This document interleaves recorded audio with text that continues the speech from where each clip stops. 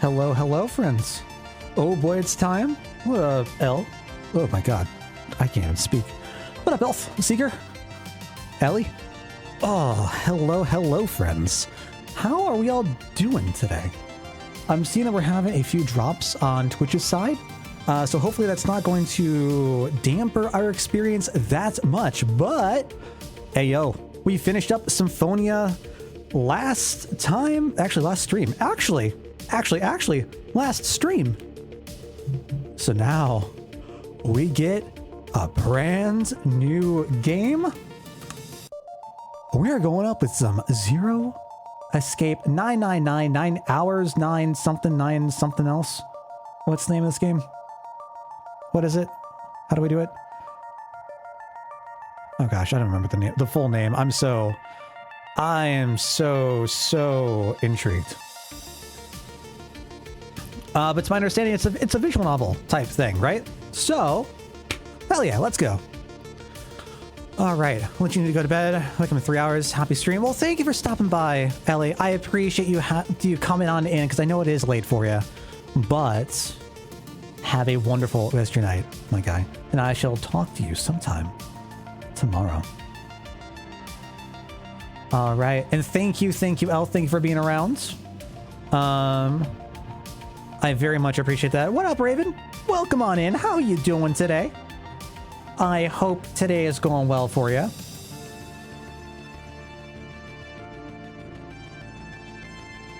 All right, without further ado, I think we should be just about ready to start up some Escape from the Zeros. Let's get Steam open. All right.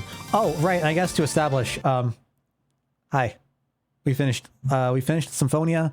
I am baby. This feels very weird. I don't like this. Just wait, by the end of this, I am going to have a full beard once again. But for now, it does feel very strange. I know. It's just, it's good. There's nothing here. It's just, it's very strange. I'm also very pink for some reason, which is, a little odd. But let's go to some Zero Escape, eh? Zero Escape, the NONARY games. Once again, I have no idea what to expect from this. I'm coming here with very loose expectations. We have played Danganronpa on Strum. I've played a few visual novels in my past, but I'm not terribly familiar with the genre at large. I've heard that this is a bit more puzzle-oriented, narrative-heavy puzzle-oriented, and I'm hoping we're going to get to see some good things coming out of this, but who knows? That said, let's go start up, eh? All right. By the end of this, I'm betting your hair will be gray from rage and regret. Regret, I could see. I think I'm somewhat there though. What up, Ely? The scruff is gone. It is indeed. I feel so naked. I feel so baby. Launch Virtue's Last Reward. Okay, so I assume 9 hours, 9 persons, 9 doors. Once again, here we are with doors. Is the first one. That's one that we're going through. What do we have for video options? Does that do anything? Uh-oh. Did I freeze it? Uh-oh. I think I froze it. Uh-oh. Okay. Let's get you to 1920. Turn you all up to max. Borderless window? VSync? Uh-oh. Uh-oh. Am I freezing again? Uh-oh. Oh no, this is not good. What up, Toaster? Welcome on in. What is this human doing in Dale's gaming chair? I have taken over. I'm the streamer now. All right. Is the fish not going through? Hold on. Let me go reset the bot. Let me see what's happening here.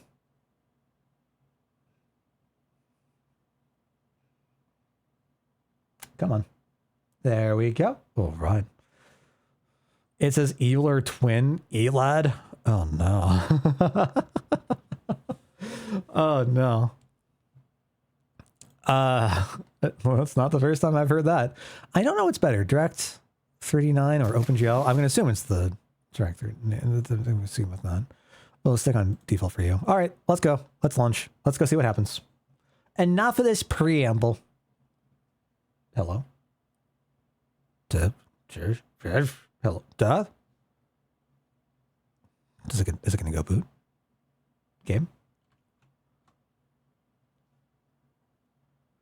Uh-oh. Uh-oh, is Steam doing that thing again? Hold on. Steam might be doing that thing where like it's gonna go play the game, but it's not actually gonna go play the game. I need to reboot Steam. I don't know why, but it's been doing this recently. Been doing this a lot recently. Let's go exit Steam. Yeah, shut down. It's fine. We'll just reboot this. Time to get those acting chops warmed up. Why? Why do you say that? Stop that. Your boy can't act. What are you thinking? Zero escape. There we go. And play once again for 1 minute. This game is quite the thinker. Great! Because you know me, I love thinking. Thinking's my favorite. What is happening?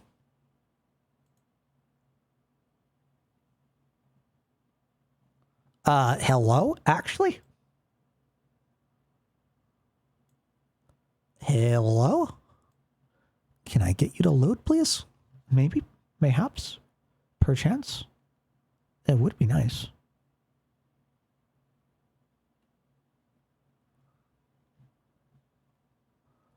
Okay, what seems to be the issue here? I wonder if it's because I'm trying to get it to force borderless window. All right, let's go back to trying to just full screen. Oh, no, it's in full screen. Oh, no. Okay. Well, if that's the case, let's try you. There we are. All right, problem solved. Easy. Easy, easy. All right. Let me know if I need to turn the volume up, down. I don't know how this is going to be. First puzzle is getting it to capture true.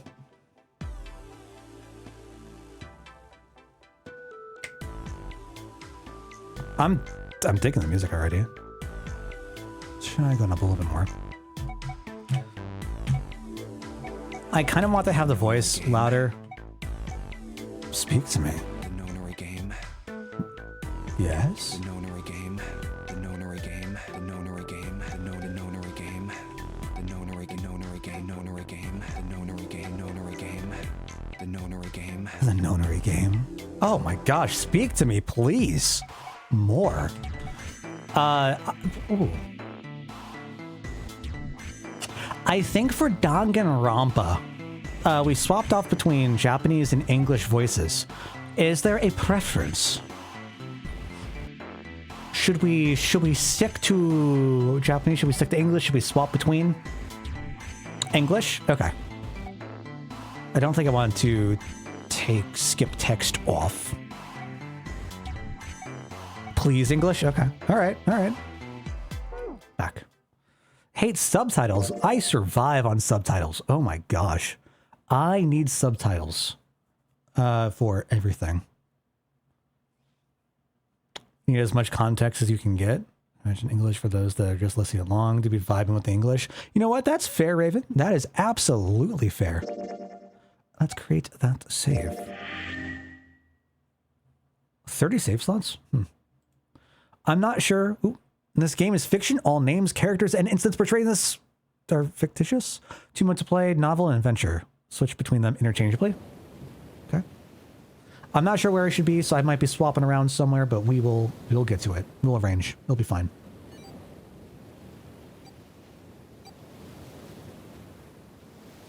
This do be bit crushed, though. Oh my gosh.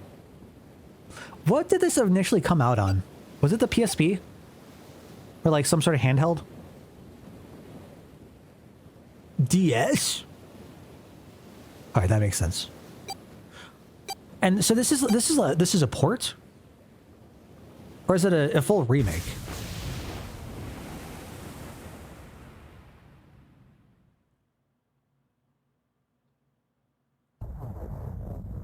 Novel? A loud noise startled Junpei awake, and his eyes snapped open. What the? I'm so happy. I'm so happy there's voice acting. As they adjusted to the light, he realized that he didn't recognize his surroundings. The crack, Junpei's head was connected with something metal. He rolled over and threw out his hand to steady himself, but he found himself groping at empty air. Whoa! His balance lost and his still fuzzy mind struggling to understand what was going on, Junpei tumbled down to the cold gray floor. Ouch! God damn it! Ah, what the hell? I do like it. I do like it so far. A bed? I fell pretty far. Is there an automatic key so that it autos? That really hurt. I can. I guess that's how we swap back and forth. What's the difference? Is it just that it stays more of that visual novel flair? Or is there like an actual active difference? Novel have more description? Okay, so should I stay? Would we recommend that we stay in novel then, just for all of the most amount of detail?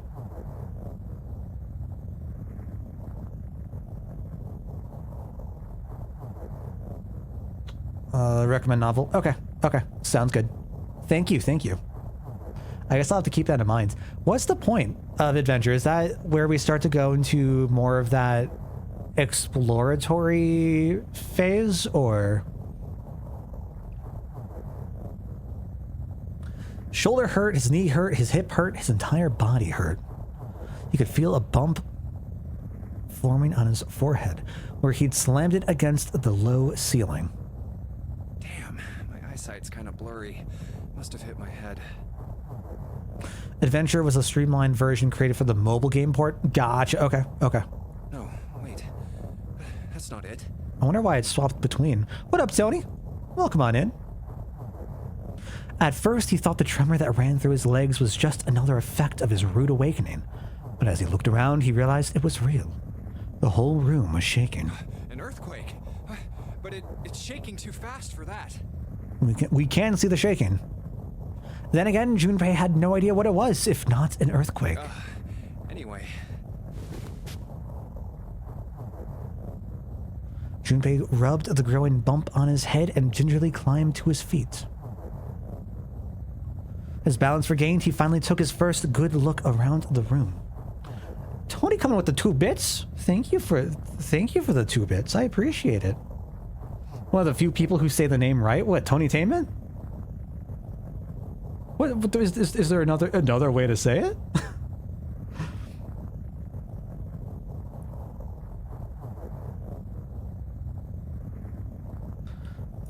Muttered to himself. Where am I? His pain momentarily forgot. Hello. Pain momentarily forgotten what? Tell me what. All right, you know what? Where would the best place for me to be? I don't want to block up too much of the dialogue. Is that going to be fine? We can try this here. We'll see. People say Taman. Oh, well, I got you, Tony. No worries, no worries. Welcome on in, though. Minutes passed while Junpei struggled to get his bearings. Yes. Then, as suddenly as they had begun, the tremors ceased. Wait, it stopped? A cold silence fell over the room. Yes. Red and blue? From somewhere far away, Junpei could hear the sound of metal squeaking. What's that sound? In an attempt to distract himself, Junpei looked around the room once more. There was a stove that looked more antique than functional. The 3-level bunk bed had mattresses that were so thin that they were little more than blankets.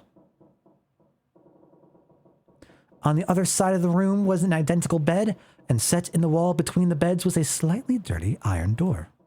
That's... The first thing Junpei noticed about the door was the number roughly emblazoned across it. Was it a 9? On the surface of the door, in red paint, someone had written 5. Okay, why are we 5? What's 5? How are 5? Why 5? Is 5? 5? Specifically 5 in brackets? What's this 5 mean? Thank you. My next question. We do fully endorse this nonsense here. That is 100% correct. All I ask is be courteous of other people. We are here to have a good time. We're not here just to be the rude to other folks. But no, there's no sort of issue. Suspicious and still utterly confused, Junpei approached the door slowly. Standing at last in front of the door, Junpei grabbed hold of the L-shaped handle. A push yielded no movement, and a pull the same result. It won't open. This reminds me of... Oh, what was it? I don't remember what system or anything. There are a number of, like, Mario content creators out. I don't remember who all was involved in this. I want to say it was at least Grand Pooh Bear, DGR, and a couple of other people, but they were going through like this tabletop-esque escape room series. And that sounded like so much fun. This kind of setting really reminds me of that.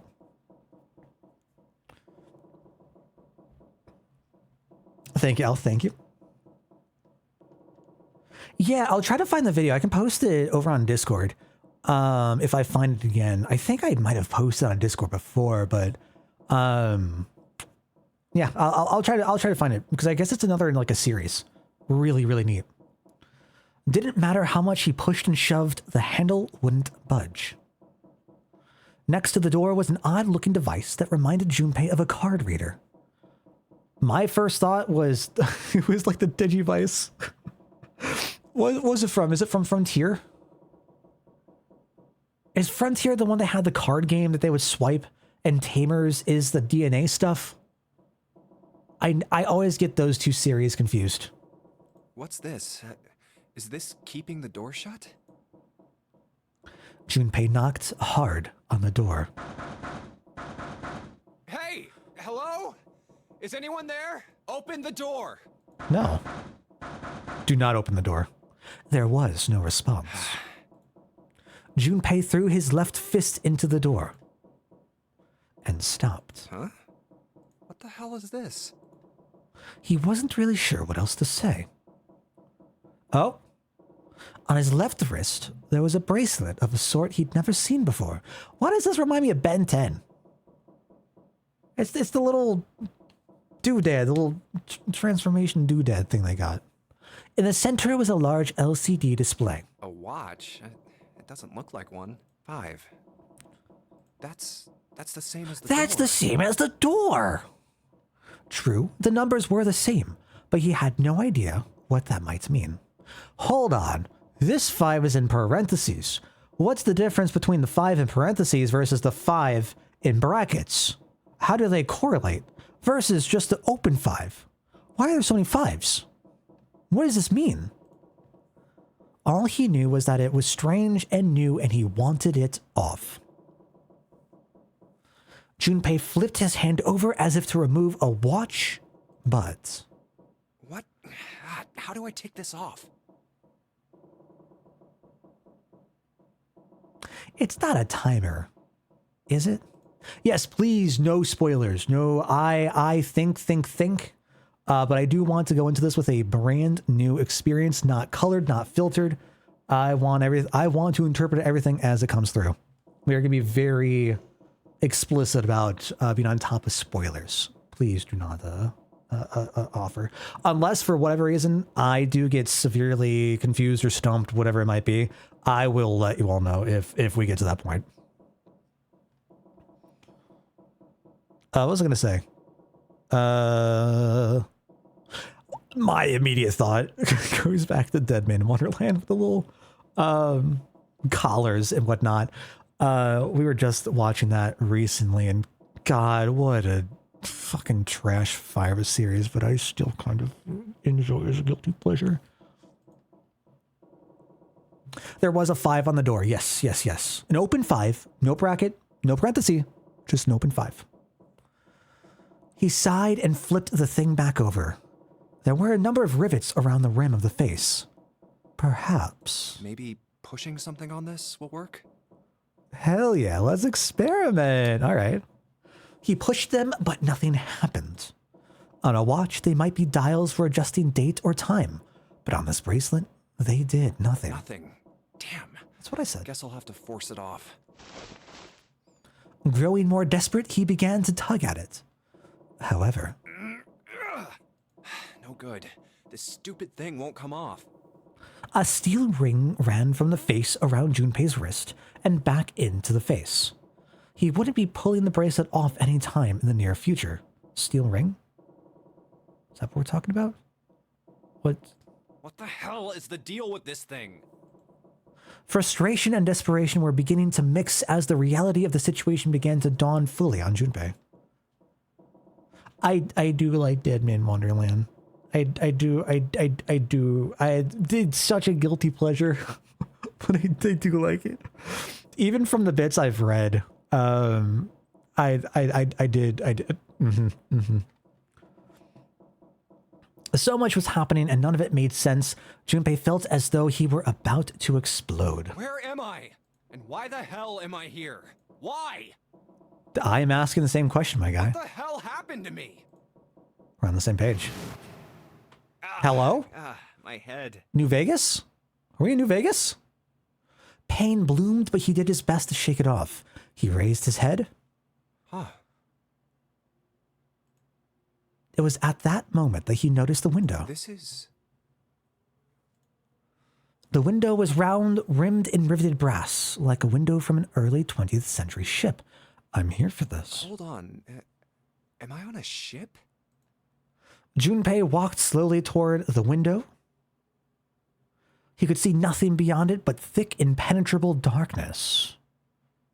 Ace defective, I like that. I can't see anything. If only it wasn't so dark outside. Another series that I have been told by several people to get into. Never seen any of the Ace Detective entries. Junpei squinted, trying to see something, anything. It was at that moment. Huh? Nah. Oh, you gotta be kidding me. Sorry. The Ace Attorney, absolutely. What was I thinking? I think I was thinking of... Was I thinking of Pet Detective? I think that's what it was. What the 100% what I meant, though.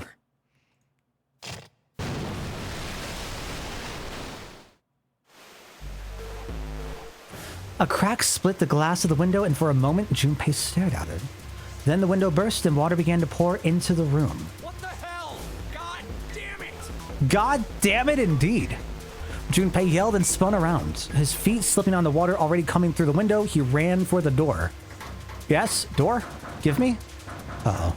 Hey! Anyone! Is anyone there? Well, I don't know how.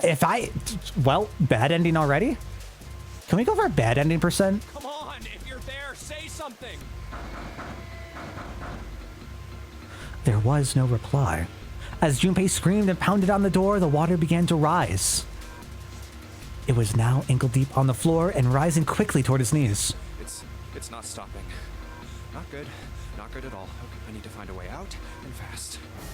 Junpei ran a hand across his forehead, brushing the sweat out of his eyes, and looked around the room. Yes! Yes! 5. Window. Water. Hey! Is that us? Seek a way out. Yes, okay, what can we do? Oh, God, third class cabin. What are you? Camera. Operations during an escape. Is this why it's called Zero Escape? Alright, given the relevance of numbers between 9 and 5, I'm assuming 0 has to be a number. Is this supposed to be... Are we in for an escape room situation where there's allegedly, purportedly 0 ways to escape? So we need to force an escape? During an escape, you're restricted to an area. Your goal, search around to uncover how to unlock the door. There are items and hints in the room that will help you escape. Click on a location you find suspicious to search the room. Use Q or E to move around the room. Thank you for telling me. Okay. Oh, God. Okay. Water just keeps pouring through the window. It's like a waterfall. I don't think shoving something into the window is gonna stop the water. In other words, if I don't want to die, I need to find a way out of this room. I have to figure this out. Am I... The first thing through my mind right now is, am I timed? Bulletin board. Looks like someone put a note on it. Yes, can I... Yeah, yes, read the note. What is the note? We get red, we get blue. I saw that. 2 triangles. What are they for?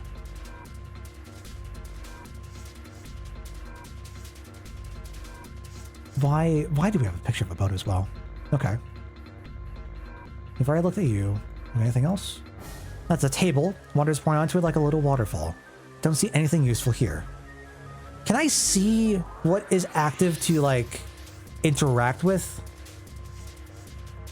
Doesn't seem like there's anything hidden on the sink. Only a drain in this room. Okay. About items. Once you've obtained an item, you'll be able to go to the item screen. Clicking item on the top left will take you to the item screen. Oh, boy. All right. To try to block the water with your body? I don't know if my body would fit. Oh, goodness. Would they be directions? Direction? I mean, my thought is that, like, they could be. They are, like, the different angles. Like, I get that. That thought has crossed my mind. Oh, wait, there was a thing. Oh, I can interact with it? Why can't I interact with it? Wait, hold on, wait. Investigate with an item. Item visible in the lower left is the item currently in hand. When you close the item screen, the last selected item will be in hand. Makes sense. If you hold an item while investigating the room, you may trigger a reaction. Try switching out items in hand and search different places. Click the item icon or press V to quickly change between items. Perfect. Wait, how do I... Oh, wait, that doesn't do anything? Oh my god. Flow, save, map, file, calculator? Oh my god. Oh, buddy, do we get branching pathways? There's probably a more apt comparison to this. My first thought is like the Shadow the Hedgehog series. Oh, or I guess Castlevania... Is it Castlevania 3? There's a Castlevania game that has a certain like branching pathways that you can go through based on like the endings you find or the things that you complete in them. Oh, that's fascinating. So we get 5 endings? Interesting. Okay, cool. Tab is item. All right. Search and combine. Bro, this is just straight Resident Evil. An old picture frame. There's a picture of a ship in it. There's screws keeping the back on. Okay, so if I were to find like some sort of tool, could I... This is straight out of Resident Evil. All right, cool. Great, cool. All right, I'm into this. Save. I could go save. Sure. Why not? I don't... No! Okay, good. X is menu. Okay. Okay. I'm going to need to commit all those hotkeys to memory, but... Tab and X seem to be the most important right now. All right. And there's a map. So that's where we are. Okay, the camera indicates us. Okay, cool. I would apologize because when it comes to stuff like this... Oh! I would have thought there's an arrow. Why is there an arrow? I would have thought that clicking on the picture would have also got it. Okay, okay. Red, bad, blue, good? What's this mean? Why are there 2 rectangles? Why is there a left and why is there a right? Is this supposed to be vertical? Is it supposed to be horizontal? The note's got triangle, triangle in red, and triangle in blue. Yes, thank you for that, I suppose. Great. There's nothing on top of the shelf. No. Is this going to become a hidden item game? This is, as far as I can tell, a pole that is attached to the bed. Okay. Well then, how do I back? Oh, I have a cursor? Wait, I can just do this with the. Okay. How does this work? Enter?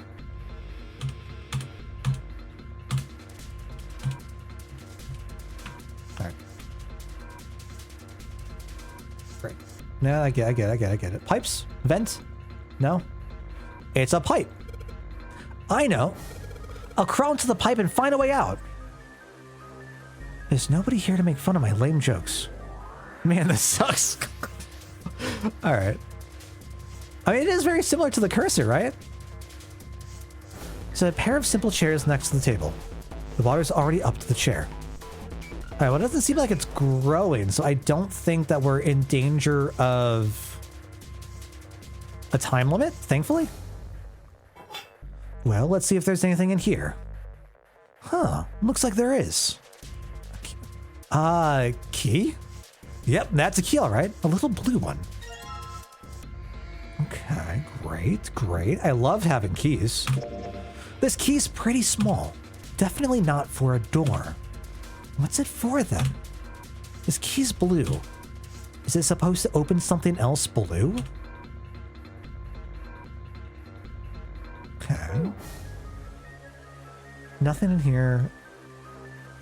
There's an old pot on top of the stove. Looking at a pot lid. Thank you, game. Right? Like, I'm thinking blue key, blue arrow. Sure. I mean, the thought crosses my mind. I'm not... Here's the door to the stove. It opens easily enough. Sure wish the door to get out of here was that easy to open. Is that a screwdriver, perhaps? A screwdriver, so we can take this off. All right, let's go search it. A normal screwdriver. Doesn't seem to be anything special about it. U plus U. Well, the screwdriver got those screws off easily enough, and here's the picture. Picture of an old cruise liner. Yes. Is this a code? Okay. 1, 2, 3, 4, 5, 6, 7, 8, 9, 0. Okay. So we got 10. So we got these 4. Does the color matter? 2, 3, 7, 8. Haha. Hey, what up, Despair? Welcome in. How you doing today? I hope all is well.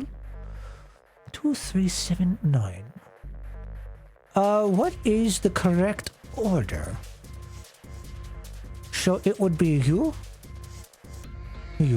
2, 7, 8, 3. Potentially 2, 7, 8, 3. Combining items.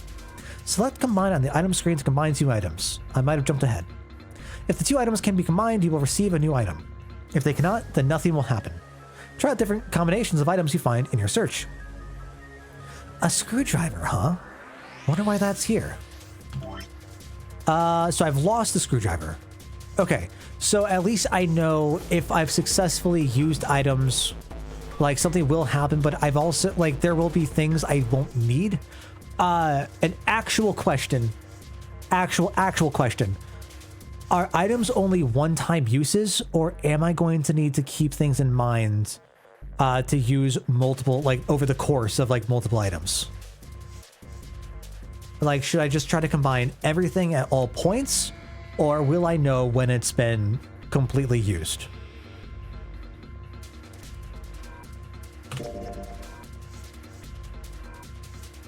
Oh, it's going to read the entire thing out. Okay. So someone wrote a bunch of numbers and symbols on the back of the picture, huh? Yes, we've... Wait, did I go through you? Yes, we did. Okay. Okay, cool. Until no longer needed. Okay, thank you. Appreciate that. Oh, is this a door? So we have something else. We'll get a small red key. Small red key. That's it? That's it? I should probably hold on to this key. Thank you, Junpei. Smart guy, really. Oh, what's up with my face? What do you mean what's up here? You look like a guy. I look like a zombie. That's just me when I wake up. Have I just normalized becoming a zombie? Man, what the hell happened to me? Oh god, I don't want to talk about the bags in my eyes. How did I end up here? I left work, headed back to my apartment, We have an apartment? and...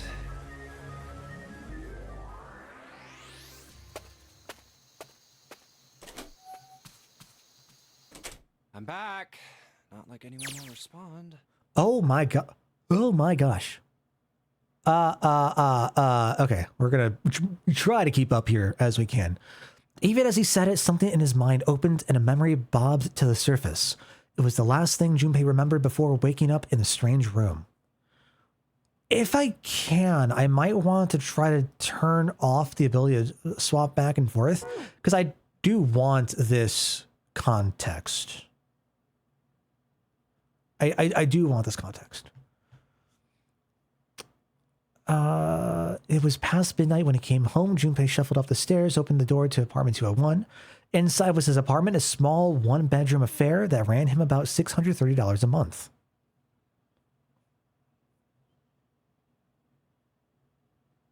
This would be quite intrigued.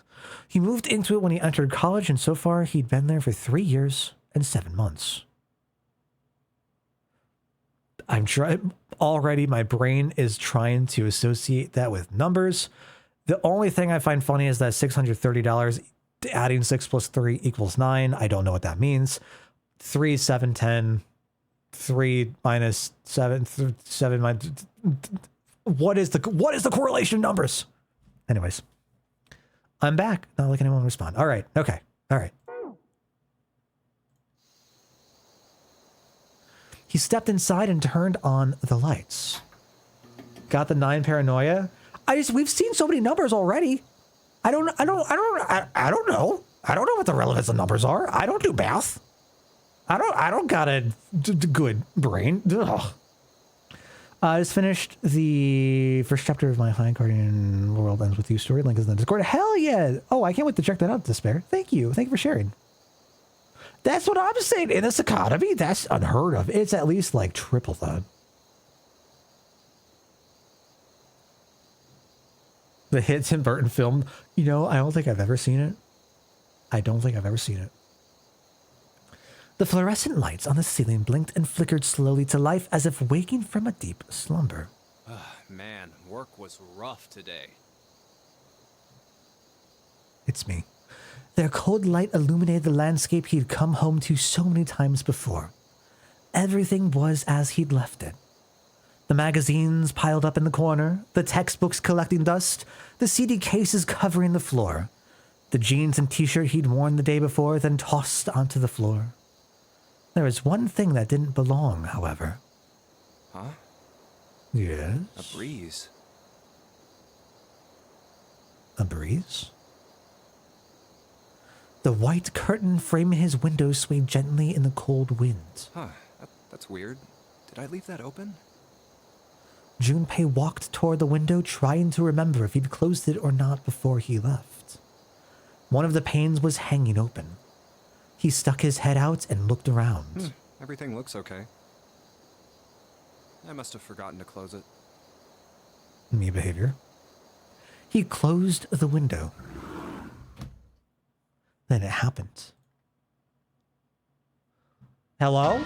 Hi? Oh, the heartbeat. Junpei turned and found himself face to mask with a man dressed all in black. The man wore a deep hood and a bulky gas mask. His face was entirely hidden. Who are... Suddenly he couldn't finish. Junpei tried to yell, but all he could manage was a strangled croak. Hello? What's that sound? Are we being drugged right now? Oh, goodness. I can't... I have no idea what you mean, Tony. Junpei collapsed to the floor, a crumbled heap of limbs like a discarded puppet. Ah, too late. He noticed the white smoke that was quickly filling his apartment. You don't hear this? A small object shaped distressingly like a grenade sat on the floor in front of his face, hissing. The white smoke poured out of it at an incredible rate. The smoke had grown so thick that the details of Junpei's apartment began to fade into the white haze. He could feel his mind begin to fade as well, a white haze that was not the smoke creeping into the edges of his vision. Okay. Consider this a privilege. Hell, You have been chosen. Kylo? Why does this just sound like the nerdy ass mask that Kylo wears from the new Star Wars movies? What the hell? A rasping voice wormed its way out of the gas mask. It was cold and harsh, distorted in some way Junpei couldn't put his finger on. You are going to participate in a game. Would you like to play a game? The NONARY game. It is a game where you will put your life on the line. Okay, sounds fun. Oh, no, we start. That was the last thing Junpei remembered. The white smoke overpowered him, the masked man faded from his vision, and he felt his consciousness fall away into the white mist. That's right. That guy with the gas mask. That son of a bitch must have taken me here. All right. When I get my hands on him. Yeah? Uh-huh, tell me more. He ground his teeth in frustration and strained to remember anything about his attacker's figure. Okay, so the fact that this is talking in third person makes me curious. Are we going to have other perspectives? Are we going to solve this from a number of different perspectives instead of just taking on Junpei? So instead of saying we, I, this, whatever, I feel like we should probably go into him, into another third person adjacent thing. I don't know if we're solely going to be occupying the take of Junpei throughout this. Well, I guess there's no way to know if that was a man or not. Also, who voices Junpei? I really like his voice. I'm just going to say that right now. I really, really like his voice. Okay, so I guess to elaborate on my thought of like the different perspectives as well, right? With the names of 9 hours, 9 persons, 9 doors. Like that feels like we'll have 9 cast members, but I don't know how interconnected the stories are. And if we're going to be like jumping from person to person to person to person to person, or if it's going to be played sequentially out from one viewpoint. But that's where my mind is jumping to. The voice had been cold and mechanical, likely passed through a voice changer, and the body had been covered in a thick cloak. Just who was that? They said, you have been chosen. Evan Smith is the VA? What else have they done? I don't recognize the name. What it might mean, that was beyond him. What the hell is going on? Why me? There was only one thing from his memory that seemed important. You are going to participate in a game. Don't look up VAs yourself, they'll lead to spoilers. No worries, I have no plans to. When it generally comes to stuff like that, I will wait till the end of stuff to look through it. The NONARY game. It is a game where you will put your life on the line. You know, I'm also getting flashbacks to Alice in Borderlands, and I really want to go back through that series. Oh my goodness, did I enjoy that. The NONARY game. Huh. What the hell is a NONARY game? God damn it! These are the questions I'm asking myself, guy. Thank you. With a yell, Junpei drove his fist into the mirror. All right, cool. Well, I can't go inside. Nothing left on the mirror? Oh, it was a mirror. Wait, it was a mirror? Wait, huh? Wait, what? Wait, where is the mirror? What do we, should we see ourselves? If that was the mirror, was the key on the back here? Oh, I thought this was a door. Oops, I guess. Okay. How did it not open? Huh? All right. Well, I can reach this bunk. Might as well look through it. Huh.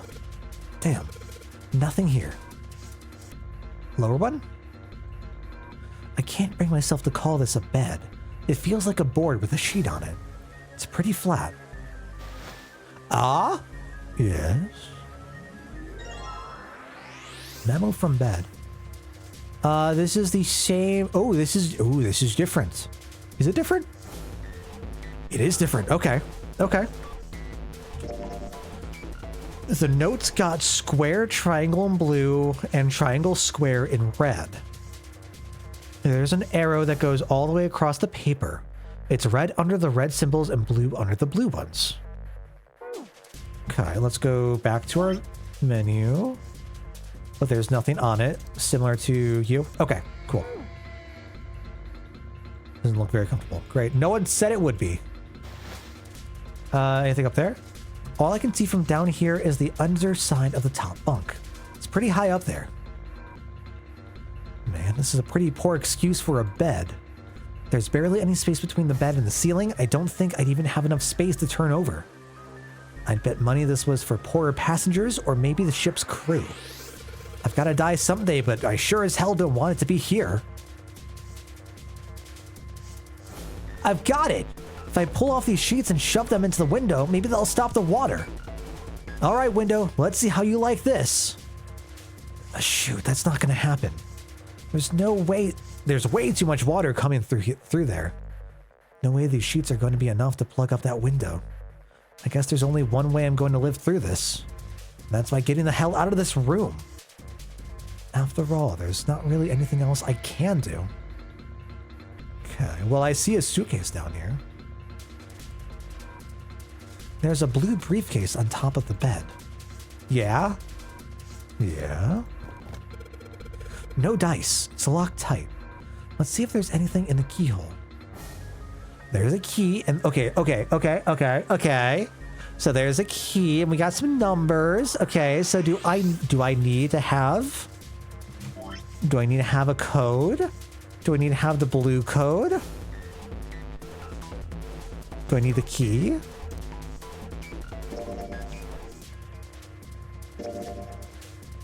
I don't think I could mine any of this. No. Perhaps can I take... No. All right, let's stop that. What if I go with you and combine you with you? No, that's the right thing. Okay. Never mind. Let's at least have you out and back so you're the active thing. All right, let's see what happens if I put this blue key in the keyhole. And nothing. I guess I'm going to need some sort of code for the dial. Great. Having a notepad handy will probably help. Thank you. Minigames. During an escape, your investigation may trigger one of several minigames. All operations for the minigames are done by clicking the screen. Some minigames will require you to manipulate something, while others will only require you to apply the right object or click the right thing. Operation instructions. Clicking the dial will cause it to move to the next number. Enter 4 numbers this way and then click on the key. If the numbers are correct, it will unlock. Great. All right, let's go. So where was it? Will I need something more involved than just a notepad? Like, will I have to draw shapes, or will just a notepad suffice? Because if I will need to draw shapes, I can absolutely go get a notepad real quick. But if it's just notes, we can absolutely just run through with this.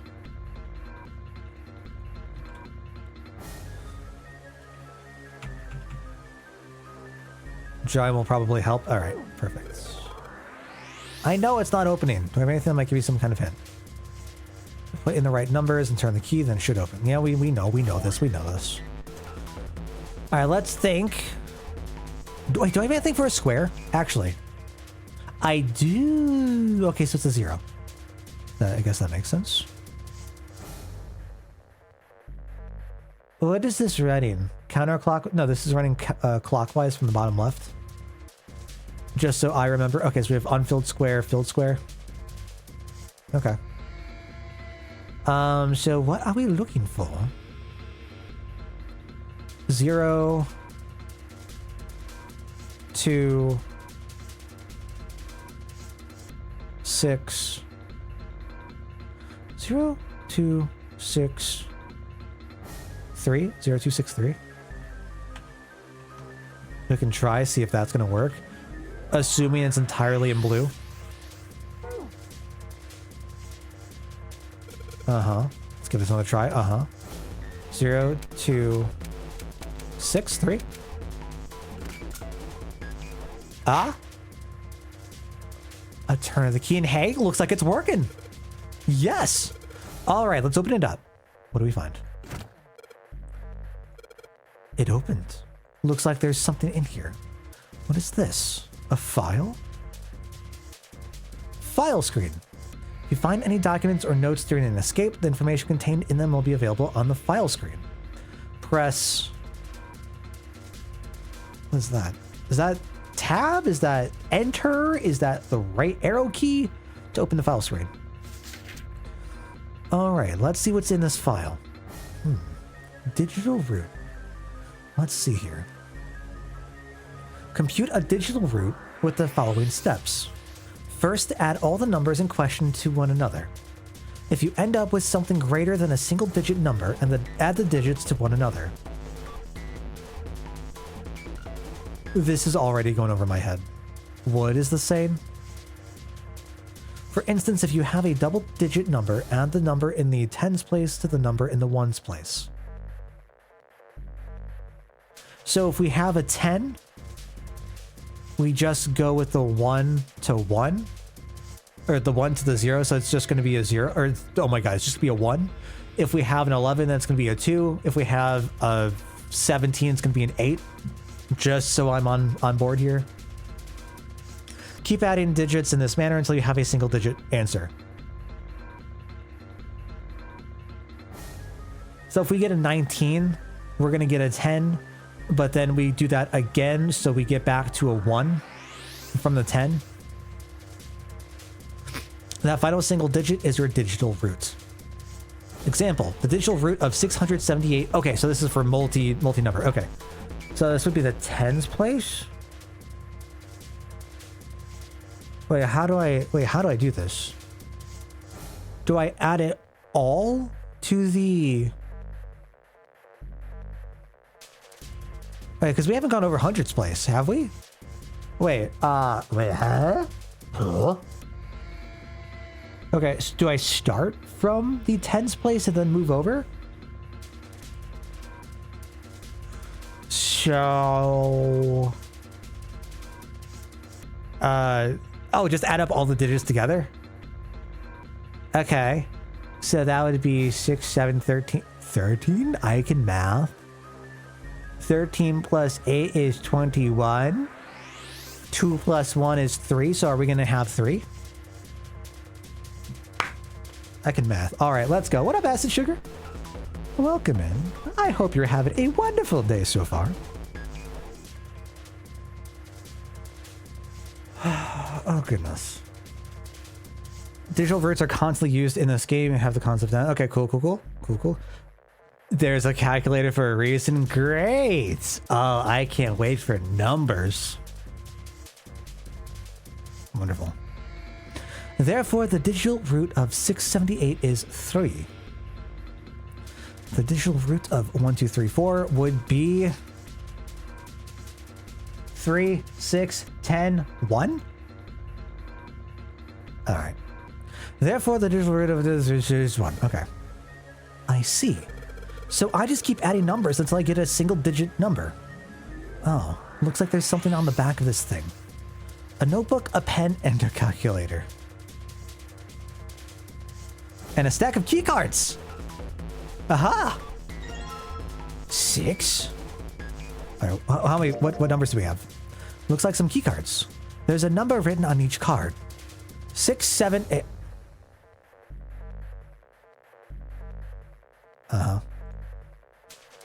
Does that mean something? Why do we... Everything but 5? Okay. New material has been added to the file screen. Press left to open the calculator screen. Calculator can also calculate a digital root, which will be important to the progression of the story. Alright, let's... For the sake of it.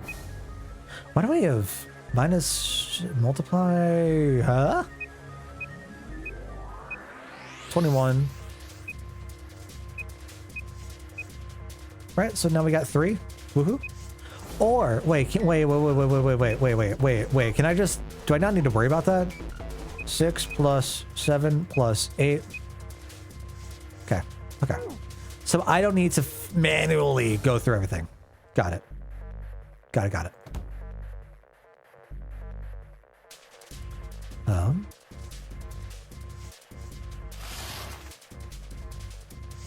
Yes. Another briefcase. This is just like the blue briefcase. There's a lock in this one too, and it's not opening. I wonder why. Let's go get the red key, shall we? Insert you. I know it's not opening. I know it's not doing anything at all. All right. All right. Yeah. Wait, I didn't want to go back in. Hold on. I know it's not opening.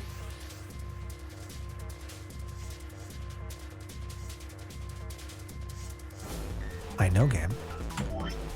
Let's go take another look. So this time we're going with red. Do I know where I want to start? So I should probably start from here because the red begins off to the left and then ends to the right. If I were to assume. So, what do we want? 7, 4, 8, 5, 7, 4, 8, 5. Okay. Potentially. 7, 4, 8, 5. We get it? Yes! Alright, great. It's opening. More key cards! Oh, I love key cards. 1, 2, 3. Where's 4 and 5? Where's 4 and 5 game? These look like key cards. There's a number on each one. 1, 2, 3. Great. I love that for us. But if by chance, what does that equal? 6. God damn it. I was so close to 5. 6? Okay.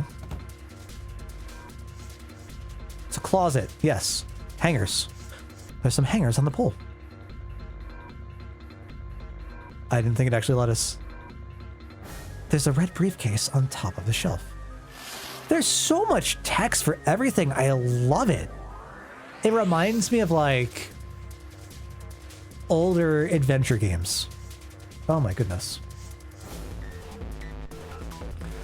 Can I just scan them all? Oh, hold on. Wait. What happens if... Wait. There's no reason I'd be able to combine them, right? No. Okay. Woo woo.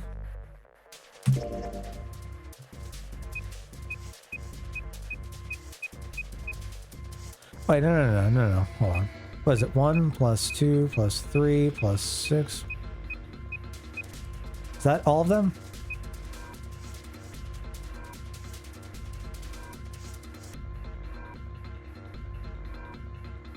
I don't know what it means. I no idea what it means, but okay. Cool. What else can I interact with? Light? Looks like we've got a light here. And electricity. With water? Oh, no, get me out of here. Get me out of here. Please get me out of here. Is there anything else for us to look at? Huh?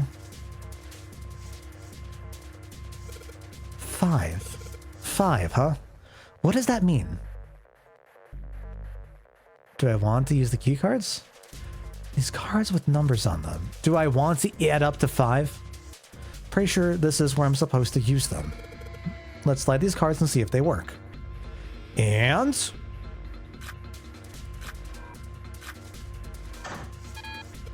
Huh?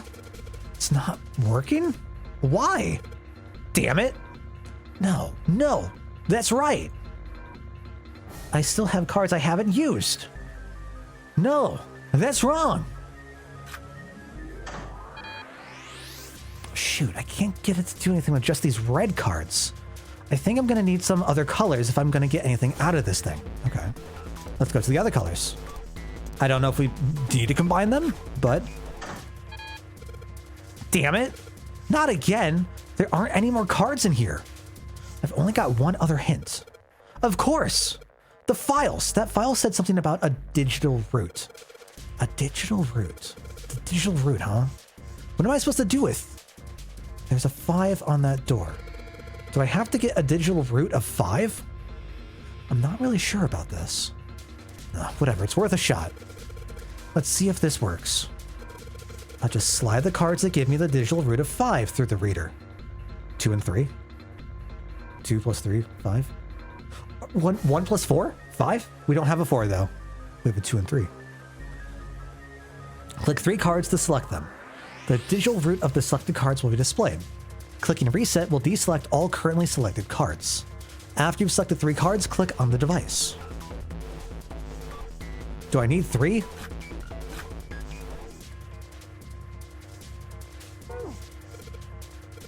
It's not working. All right, I just need to pick the cards off the digital root 3. Okay. Now what does that mean? Because 1, 2, 3 is 6. Right, right. Oh god! Oh no! I have to go into. Oh, okay.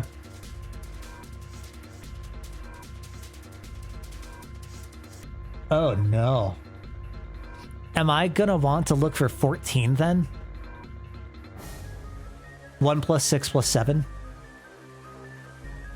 Okay. Let's try this. 1, 6, 7. Yeah. All right. I think this is gonna work. There we go. That's a new noise. Huh. Did it just unlock? Well, that light was red and now it's blue. No doubt about it. There's nothing keeping me in here now. Time to go. We're using our noggin. We're thinking. The only door in this room is next to the weird device. Yeah, let's go use it.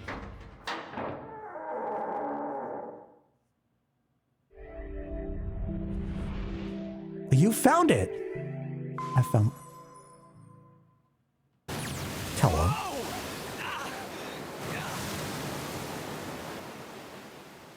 Yes, game? Tell me more?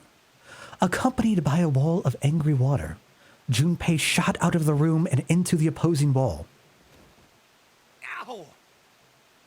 The water tossed and turned him like a washing machine, and he only stopped rolling when he hit his head on the wall. My head. Wait, is it over?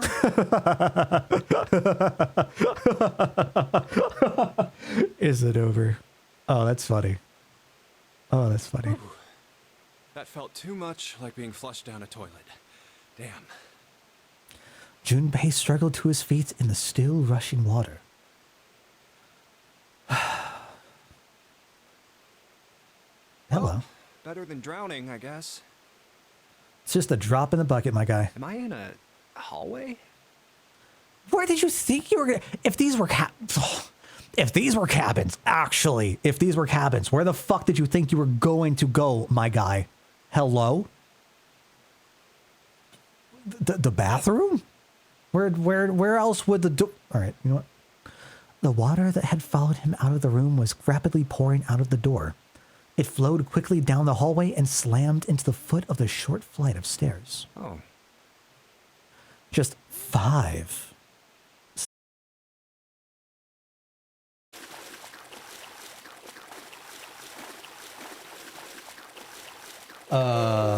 Hopefully. Hopefully we're back. Hopefully everything is fine. Twitch might be having a few little hiccups, a few little problems, but hopefully we're okay. Okay, good. Good, good. If things get a little hiccupy, I apologize. Twitch can be a little temperamental from time to time. And we do be having some, not quite storms, we do be having some rain and other weather issues out. So, bear with us here.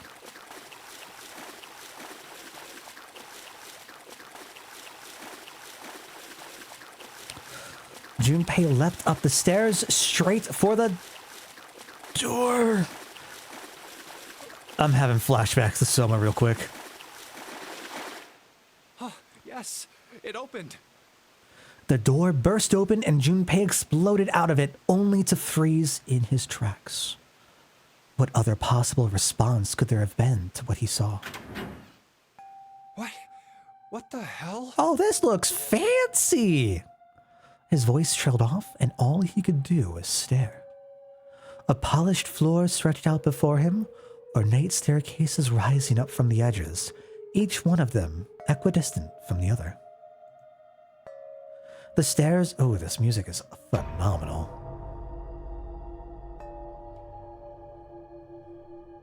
Do I have to touch? Did I just...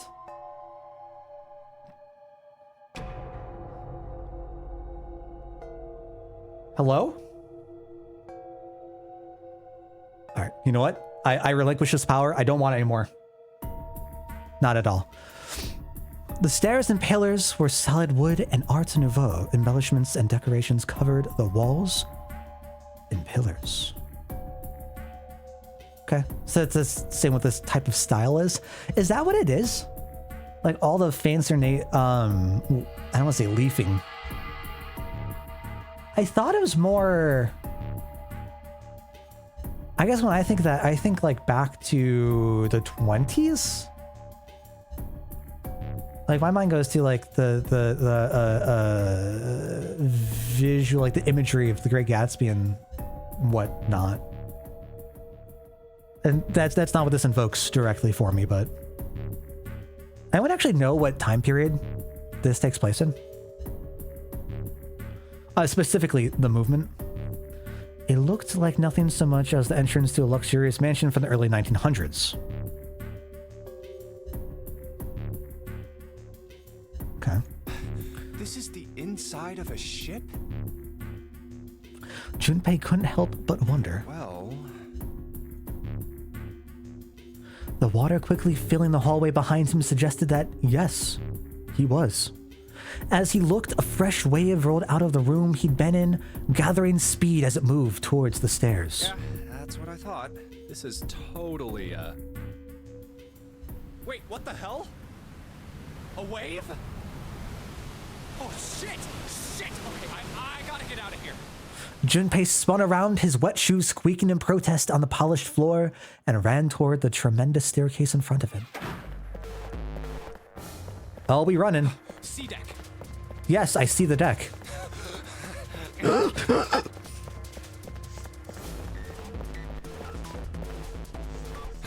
B deck. Hurry. Hurry. Oh, no panting this time? Dale the Almighty, thank you, Toaster. I appreciate. Oh, the clips have begun. The clips of 2020 have begun. What would you like to redeem off of the list, Toaster? As he ran, he glanced quickly at the plates mounted on the wall, denoting the decks of the ship. A deck's next. Is it? S deck? Is that gonna be a 4? Do I see a 4? There should be a 4 there, right? Right there. He took the stairs 2 at a time, not entirely sure where he would find himself. Just as he began to wonder where, in fact, the stairs did lead. What? Hello? Friends? Jurassic Angel, hello and welcome. New friends, welcome on in. Junpei saw another person out of the corner of his eye. People. Really like the design. He stopped short, nearly tripping over the next stair, and looked. It wasn't just one person he'd seen. On the landing to the left of the stairs, there were 4 people staring at him. We also really like his design and her design. Okay. On the right side, 3 more. 7, 8, so that's 8 together? A lot of people. All told, there were 7 of them. It looked as though they had been on their way down the stairs. They'd stopped short when they saw Junpei, their eyes wide. He'd done the same, of course, and now they stood there staring at one another. Junpei didn't move, one foot placed awkwardly on the next step in the middle of a stride. Who were these people?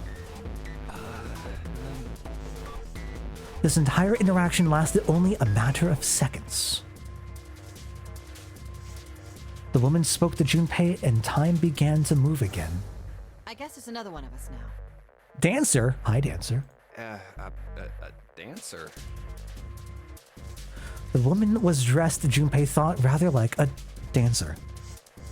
Her clothes covered very little and her prodigious jewelry little more. No, I'm not. You better get moving. With no further ceremony, she ran straight past Junpei and toward the doors behind him. Oh, well, okay then.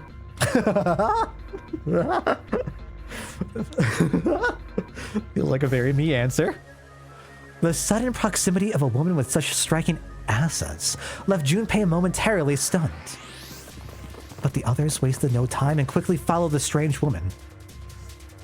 Is she going to be feel like a leader role, or Silver hair? also really like his design? Not the tank top. I would like some actual like sleeves or something, but I do like all the little strappies and the arm warmers and oh, love it, love it. Huh? The name's Silver, really? It's probably not gonna be Silver, right? Probably no way it's gonna be Silver. Oh, also has the little hand, the wrist watch thing. Whatever his number is. The first to pass Junpei was a young man with silver hair. He threw a quick glance in Junpei's direction as he ran, muttering. One of us, huh? One of us. What? Nothing. What do you mean nothing? Hello? Following him was an older man, his face calm and without fear.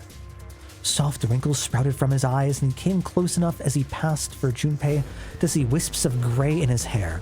His composure and shock of hair struck Junpei as rather like that of an elderly lion. Look at that little mane going on.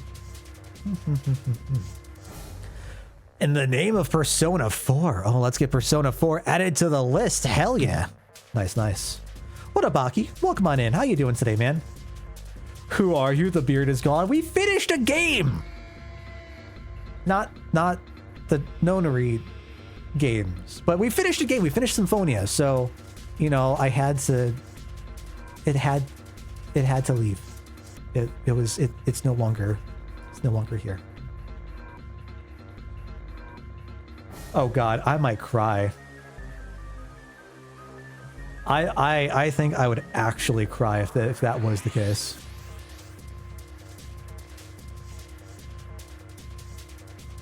That would make for, oh my god, if we had like an actual stream incentive, that would be nutty. All right, Persona 4, get you added to the list. Perfect. Eyebrows. You know what? I think I could do the eyebrows. I would look like a madman. Actually, a madman. But I think I'd be okay with that. Would drop $999. Great. How topical, huh? Whoa, that's crazy. It's almost like it's the name of the thing. Wow. I'd probably have to put it up to like at least 2,500. I swear to God. Oh, do you look like a madman without the beard? What the fuck is that supposed to mean? I'm sorry, Seeker. Could you elaborate for the class on just what that is supposed to mean? Huh? I am waiting and waiting before we can all move on, because I know we all want to know the narrative, the story, understand what we're unpacking here. How, in what way do I look like a madman? A madman? That's some very loaded language. I need an answer to. Shame. It is, Aki. Yeah. If we don't keep playing, oh no. Well, that's up to Seeker, I suppose. Actually, saying that, I do need to go grab some water, real quick. So this might not be a bad time to go pause while I go grab a little something. So I will be right back. See you all in just a moment. Just end stream? No! Hold on. Hold on.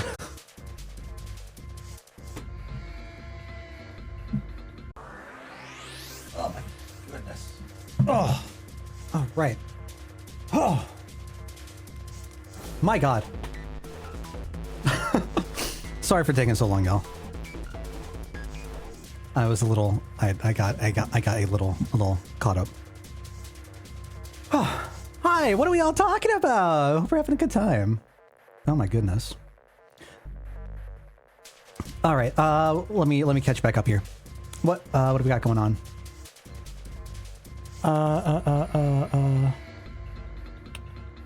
What up, Jurassic Angel? Hello, hello, welcome in. This game can never get enough of the music. The music is real so far, from like the little bits I've heard, the music is really solid. And I know that like I really dig the music of Danganronpa when we played through that a few years back. And that was also a very good time. So I've got high expectations for the music for 999 here. And then if anyone is curious, we do have the past VODs of Danganronpa on the channel as well. They should be in their Danganronpa collections. So if you want to see a playthrough of that, we do have that going. Suck on shit. Water ocean. Realize stuff with the sun. This change is too nuts. True. And then you have to math your way out of there. That's like that would kill me. I would be detrimental to the group in this situation. Math. I can't do that. That's not me. In science, be dead weight. Ugh. Done a ton of escape rooms, so I think it'd be okay. I feel like that is so true, Elf. I wanted to do escape rooms. They sound so fun, but I don't think I have a mind for them in the slightest. I really or truly don't. It sounds like such a fun group experience, though. Going to a waterfall for water. It took so long. I'm sorry. I'm trying my best to catch up. Jesus. All right. Hi, friends. Hi, I'm back. Hello. Oh my gosh. I prefer this franchise over Danganronpa. Yeah, from a lot of people, I've heard the same sentiment. I feel like overwhelmingly that is probably a more popular take. Maybe it's just like the crowd that I run with and like I've gotten to know, but that feels like a common take. That water better solve your problems. What's up? What are the problems? We should organize a virtual one. I'm so down for a virtual escape room. Oh my goodness. Yo. Is that something that like really came into popularity because of COVID and whatnot, like everything that's been popping up over the last few years? Or is that, has that kind of always been a thing?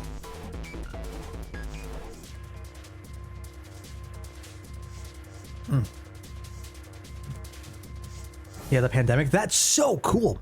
Yeah, if we could like actually organize something, like if there's like a group event thing, or I don't know if like it'll be like a group event or if there'd be like discounts for groups or something, but that might be really fun with like select individuals. I don't know. Oh my goodness. All right. Coffee is for later, Aki. That said, hi friends. Let's go return. Going up won't do you any good. There are 2 doors, but neither of them will open. Bro, this voice sounds super familiar. Super familiar as well. Wait, hold on. The doors won't open? The next to speak to Junpei was a girl with pink hair and a high voice. I want to go back to pink myself. Come on! Aren't you coming? You gotta hurry! Thank you, pink hair. I love the tassels. Her small hand was wrapped around the wrist of another man. Yes. His eyes were closed almost as though he were sleeping. His features were graceful, almost serene. And he was dressed rather elegantly for someone his age. Do we want to take a guess on how old this man is? Because he looks like he's in his 30s. The tie, the loosened tie, the bags under his eyes. You think it's Jew?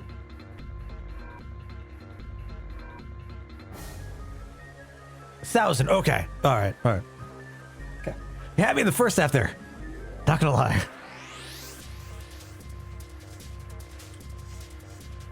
Nonary games will be fun as hell with some friends. See, 28. I could see 28. I don't know about. When I think 20s, I think like early to mid 20s. I don't see it. I could see like 28, 29, somewhere around that, 30 age. But as long as no one's in a deadly situation. But isn't that part of the fun? Something about his posture seemed very refined, and Junpei couldn't help feeling he was noble and dignified somehow. You know what? I actually don't know the answer to that, Ely. He'd certainly never seen one, but this man seemed like what Junpei had always imagined a prince would be like. That's 9 of us then. 9 of us? All of the cards are in hand. Cards? What does that mean? Junpei opened his mouth to ask what the other man had meant, but the girl with pink hair rushed past him. Wait! They're gone. Just what is going on? There's an old man like a lion, a girl with pink hair, and a prince, and I have no idea what they're talking about. Huh. Referring to Sebastian from Black Butler. Turned just in time to see 2 more people running toward him. One of them had hair like a bird's nest and looked as though a stiff breeze might topple him. And the other was a veritable mountain of a man.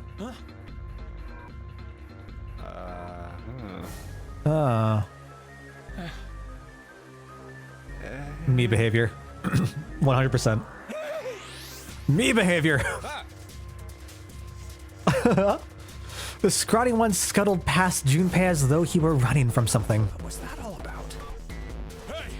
What the hell are you just standing there for? Didn't you hear him? The doors on A deck are no good. Oh. We gotta check the doors on B deck. Oh. So we're going down? Got it? Now go! Okay. Before he had a chance to respond, the man laid a massive hand on Junpei's shoulder. With no more effort than Junpei would have used to brush aside a fly, the man shoved him out of the way. Oh. I know the name Eber Bosco. Is that one of the guys you told me about, Ely? I think it might have been. Thrown off balance by the man and recent events, it took Junpei a few steps to get his bearings. He finally regained his balance and looked up at what the other 7 had been running toward. Hey man, that was dangerous. Also,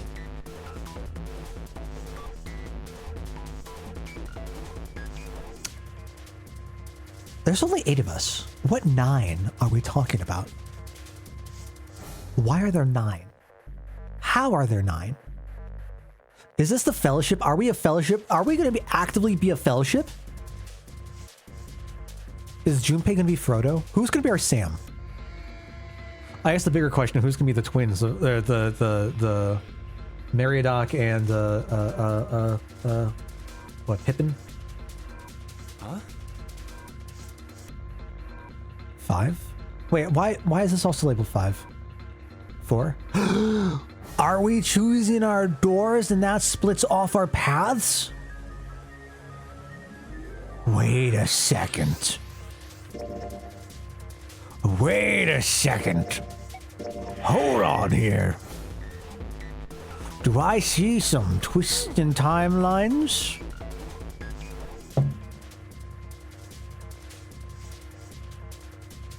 I don't think there's anything interesting said now. How did I view the flow? Is it up? No. Is it down? There we go. Okay, so we still have one more thing, so it's not like we're choosing right now. Oh, curious. There were two pairs of large iron doors set into the wall in front of him. They looked quite sturdy and each had handles jutting from them. Written across the surface of each door in red paint was a number. The door on the right? 4. And this one says 5. 5. Again, we're back at the brackets. Curious. They're the same. The guy Junpei had decided to call Silver was mumbling to himself. Ely coming in with that gifted sub. Well, thank you, Ely. Greatly appreciate that. I hope you enjoy your slime egg, Tony. Enjoy your emotes. Oh my god, add another to Jurassic? Oh my goodness. I hope you both enjoy your slime and emotes. The room I woke up in had Thank you so much, Ely. just like that. Thank you so much. You too, eh? I love... Great. With an arched eyebrow, the lion looked over at Silver. My cell was the same. A number upon the door. I opened it, ran down the hallway outside, and found myself in a rather grand room full of stairs, as I suspected the rest of you. It was as though the floodgates had been opened. They all began to talk at once. Me too. Same for me. There was a door with a number on it. It soon became clear that each one of them had awoken in a room with a locked door and solved a puzzle to escape. It all ended up in the same room, almost as though they'd been guided there. Yes, we all saw the same thing. That's not important. We need to hurry. You think I don't know that lady? You think I don't know that? All right, let's go. All right, Silver. Love it. Love it. Oh my, Jesus almighty, Ely. With the third toaster. I hope you enjoy your slime emotes as well. Thank you so much. Thank you so much, everyone, for being here tonight. Good God. Before the dancer had time to finish, Silver was already running. That's illegal. Open! Damn it! I think you mean illegal. Don't mind me. Don't mind me. He grabbed hold of the door labeled 5 and pulled. However, Fuck, it's not opening. This damn thing won't even budge. they swear? They swear in my Christian conservative playthrough? Oh my goodness. I can't, my heart? Hello? Huh? That's crazy. Did they ever... How intense was, hell yeah, brother. How explicit was Danganronpa in comparison? Because I remember, like, there was a lot of sexual stuff that was at least, like, alluded to, but I don't remember, like, how intense it got. Mondo, that's biker guy, right? Was that the first one? That was the first one, right? All the different like cast members kind of like are interchangeable for the different games in my head.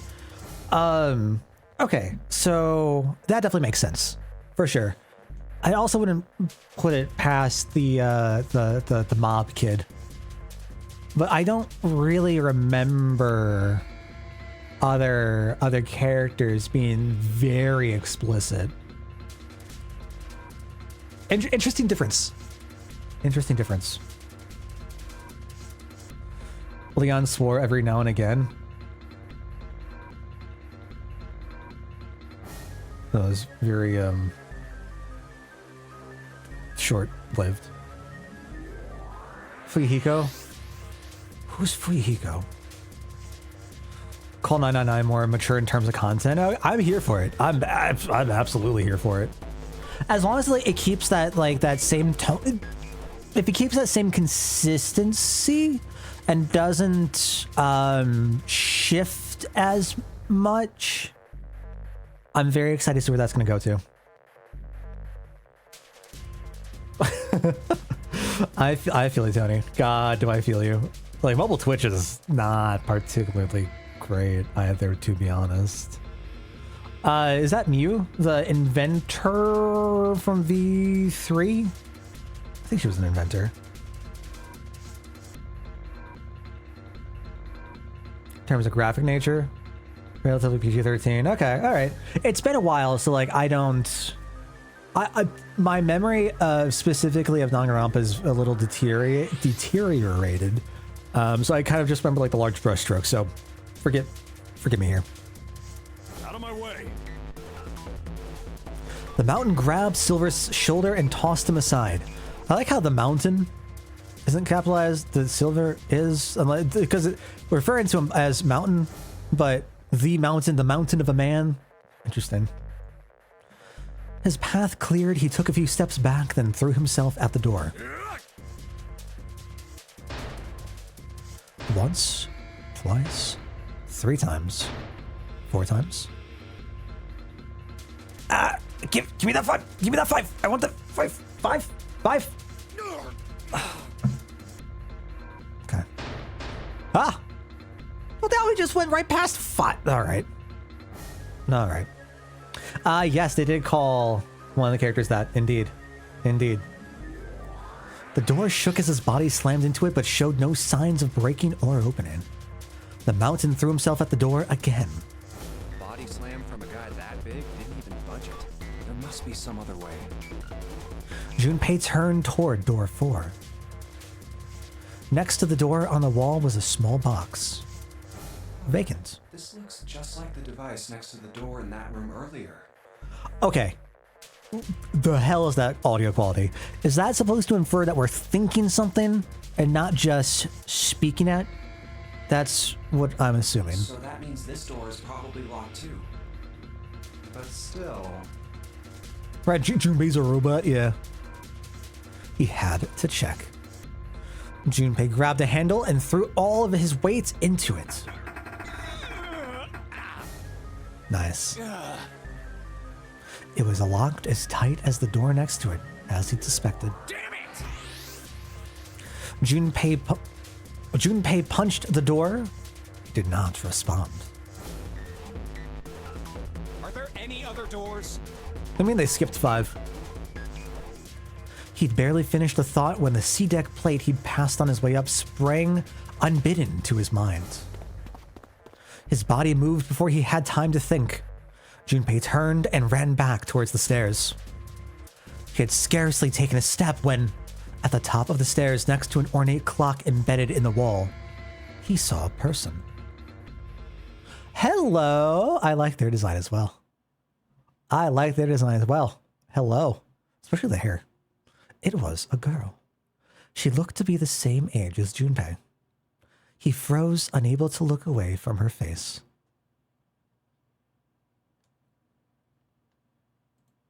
Hi. He wasn't confounded by her beauty or something equally silly. No, there was another reason he couldn't take his eyes off the girl. Junpei had seen her somewhere before. He couldn't quite remember where, but he knew. He knew he'd met her before. The girl, too, stared at Junpei, similarly stunned. Her response suggested she'd seen him before as well. Huh? Without saying a word, Junpei walked slowly toward her. She didn't move. It was almost as though she was held in place by some sort of magic spell. As Junpei stepped onto her landing, the spell broke. No sooner had he set his foot down than the whole ship shook a second time. The quake caught the girl unprepared and she fell. Watch out! Moving on instinct, Junpei leapt to capture. Or so he thought. Hello? Oh. Tay? Her face was far closer than it should have been, mere inches from his own. Yeah. He was flat on his back, and she had landed squarely on top of him. The girl seemed as confused as he did, and her face suggested she still hadn't fully recovered from seeing him. For a moment that seemed to stretch for a very long time, they stared at one another. The ship stopped shaking. Everything was quiet. Water could be heard from the bottom of the ship, lapping faintly at walls and ceilings, but eventually that faded as well. The silence was complete. A thick, muffling blanket. God, I'm really enjoying this writing. Help. At last, the girl opened her mouth. Oh my gosh, is that you, Jumpy? Jumpy? Hey, the words out of my mouth. Jumpy. Her words echoed through Junpei's head, and suddenly, his memory returned. Akane. Why hadn't he realized it before? The girl was Akane Kurashiki? Akane Kurashiki. She and Junpei had been friends in childhood. They'd gone to elementary school together for 6 years. But what was she doing on the ship? Her soft eyes were only inches away from his own. He could feel the warmth of her face. Feelings he'd thought long forgotten began to work their way to the surface. He could feel his face heating up. At that moment... No! Bring me back! A speaker crackled to life and a cold, eerie voice filled the room. There we go.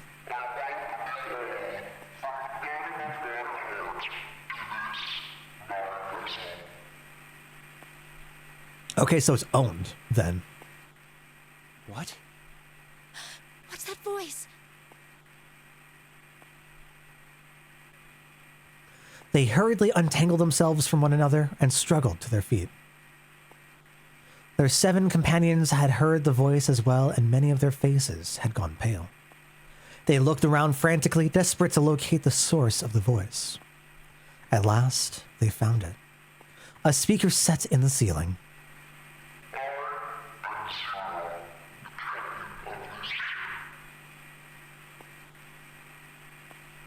Okay. All right. Sure. Is his name Zero because he's nothing but a square?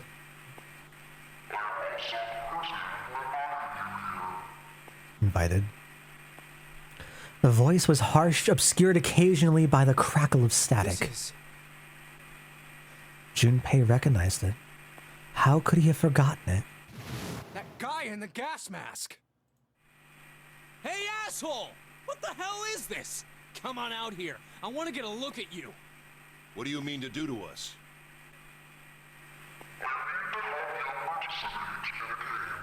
Would you like to play a game? Oh, yes. Tell me more.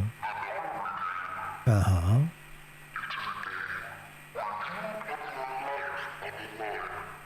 Nonary game. And some of us are familiar with it?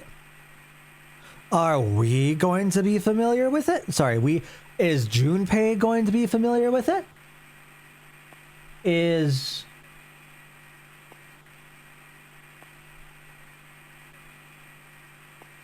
Oh no, we just learned her name. Is Akane going to be familiar with it? Are we all going to be familiar with it, I wonder? What the hell's that? The voice continued. Placable? Placable.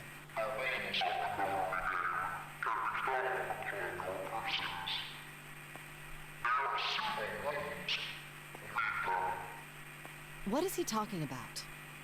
Hey, there's something in my pocket. Check this out.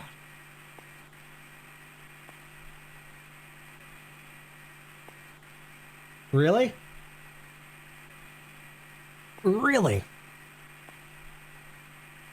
Okay. All this time and you haven't checked your pockets? I'm finding this very hard to believe. There goes my entire suspension of disbelief in this one line right here. Silva reached into his pocket and pulled out a small slip of paper. The rest of them reached into their own pockets and pulled out similar slips of paper. Where the fuck are her pockets? I can think of one, and I don't like it. I don't like it. Junpei followed suit and dug into the pocket of his pants. He felt the telltale crumple of paper, slightly damp from his earlier ordeal. Hey, I got one too. Then it would seem Zero has seen fit to grace us each with a letter. Would you mind terribly reading it to us, young man? His request had been delivered to Junpei, who, after a short moment of surprise, did as he'd been asked. On this ship, you will find a handful of doors emblazoned with numbers. Clearly. Simple rules, find the visual route. True. True. I had not a clue what the name was. Yeah, we just heard it like 5 minutes back, or probably more than 5 minutes back with the way that I play, but point remains. We will call them the numbered doors. Thank you, Toaster. I don't know what that means, but thank you. Not at all. What would you like to have redeemed? The doors in front of you are a pair of the same. The key to opening these numbered doors are the numbered bracelets that each of you possess. Should you total the numbers on your numbered bracelets and find that the digital root of that number is equal to the number of that door, the door will open. Wait, so does that mean that only the people with the corresponding number can open the corresponding door? Like the respective door?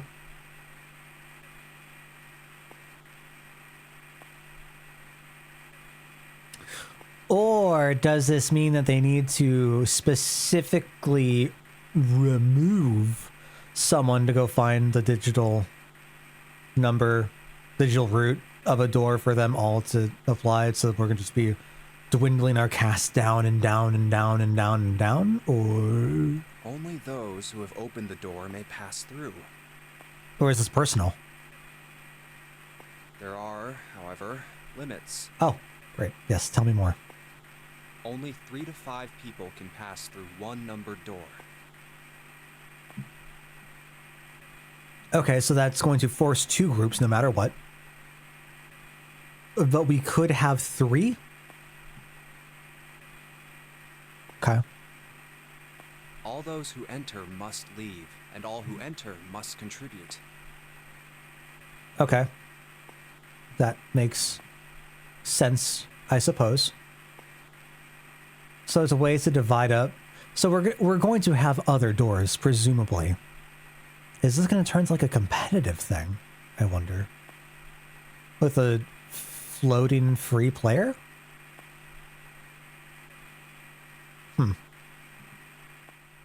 So this thing on my arm is a bracelet.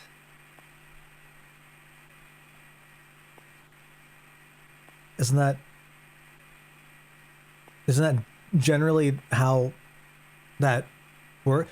Well, okay, you know what? Would you call a watch a bracelet?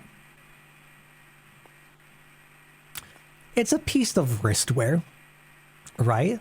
No, you go slot it on. You go slot it on your wrist.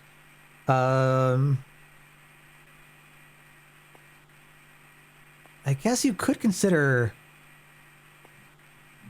You could consider a watch a piece of jewelry? More commonly probably referred to as like an accessory, right? Than jewelry, but I feel like it has that kind of, it could have that same kind of significance to it. Was that Whispered World? All right, Whispered World Special Edition. I'll get that going. No freeloading, the rule. True. Everyone must participate. I hate how non-numbers are in brackets now, but it's important. He glanced around. It looked like everyone else had won as well and had come to much the same conclusion. The purpose of the game is simple. Leave this ship alive. Oh, easy. It is hidden, but an exit can be found. Seek a way out. Seek a door that carries a 9. Okay, so we are looking for... we are looking for the 9? Okay.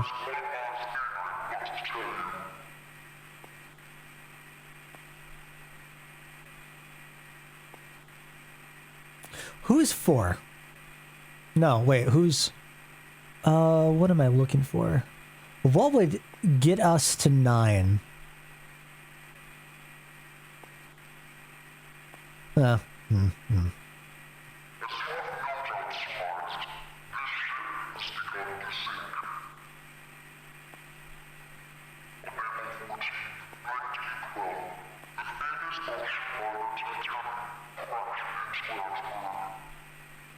You're gonna learn this Titanic trivia so frequently. Great! Well, I'm here for it. It's just the tip of the iceberg, I suppose.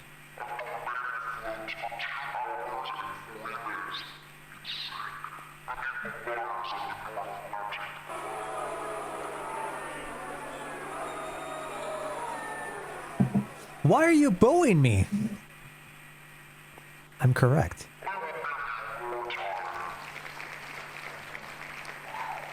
Thank you. That's more appropriate.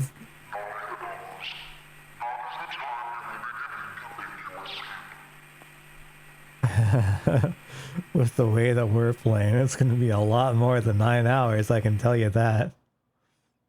The voice finished and the speaker went silent. I hear a bell. What is with you all tonight? Oh my goodness. I think it's coming from over by the stairs. When are we going to learn It's their the names? clock telling us the time. Everyone had their eyes on the antique clock embedded in the wall. 9? Yes. The sound of the 9th bell faded away. The 10th never came. It rang 9 times, so 9 o'clock then? I think it's 9 p.m. I couldn't see anything when I tried looking out the window earlier. It has to be nighttime. If that is the case, then we would need to escape by 6 a.m. tomorrow.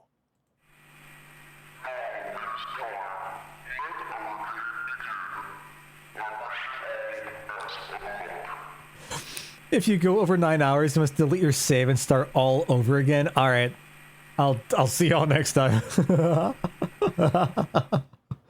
Oh my goodness, it's so funny. That's such a funny concept, though. Like, if you didn't care about the plot or anything, and were just looking for like the puzzles, I feel like that's certainly possible, right? But with the way that I stop and I theorize and I think, we are not going to get there in the slightest. I guess this is a great time to say I apologize, but your boy does like to take things really, really slow. We dig into the story, the characters. I mull things over. I try to absorb information, does not always work out well, but that is how it be. The speaker went silent and did not speak again. See y'all in a month. Yeah, there we go. There we go. Yep. 999 speedrun is apparently 25 minutes. Hey, Nope. you bastard! What do you mean by that? Come out here, you asshole! That's actually really, really interesting. I've never thought about trying to speedrun this. Or like speedrun a visual novel or anything adjacent. That guy won't stop shouting. And the others. Sort of how Pikmin 1 works? How do you mean, Elf?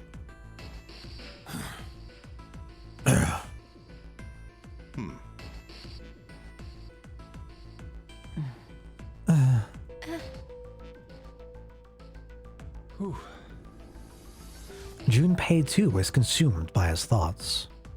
I have way too many questions. I don't like this reverb they add to like the thinking dialogue. Who is Zero? What's the NONARY game? Why doesn't Zero have brackets? Shouldn't Zero have brackets? Maybe we're not treating Zero with enough respect. That's Zero Stream Zero. Hold on. Is this just zero after holes? Is this what? Did you fall in some hard times? Is that what's going on? Our boy only knew how to dig, and then he couldn't do anything else? Well, what's going on here? And Tony with the follow. Hey, appreciate that, my guy. Welcome on in. Glad to have you along. Is he some nut job just doing this to mess with us, or does he have some other purpose? I have a set number of days to finish Pikmin 1. You can reach endgame states where it's impossible to finish. No shit, really? I had no idea. Goddamn. Hey, Leandra! Hello. Welcome in. I hope you're having a good night. That sounds insane. I've never heard anyone talk about that, Elf. That's crazy to me.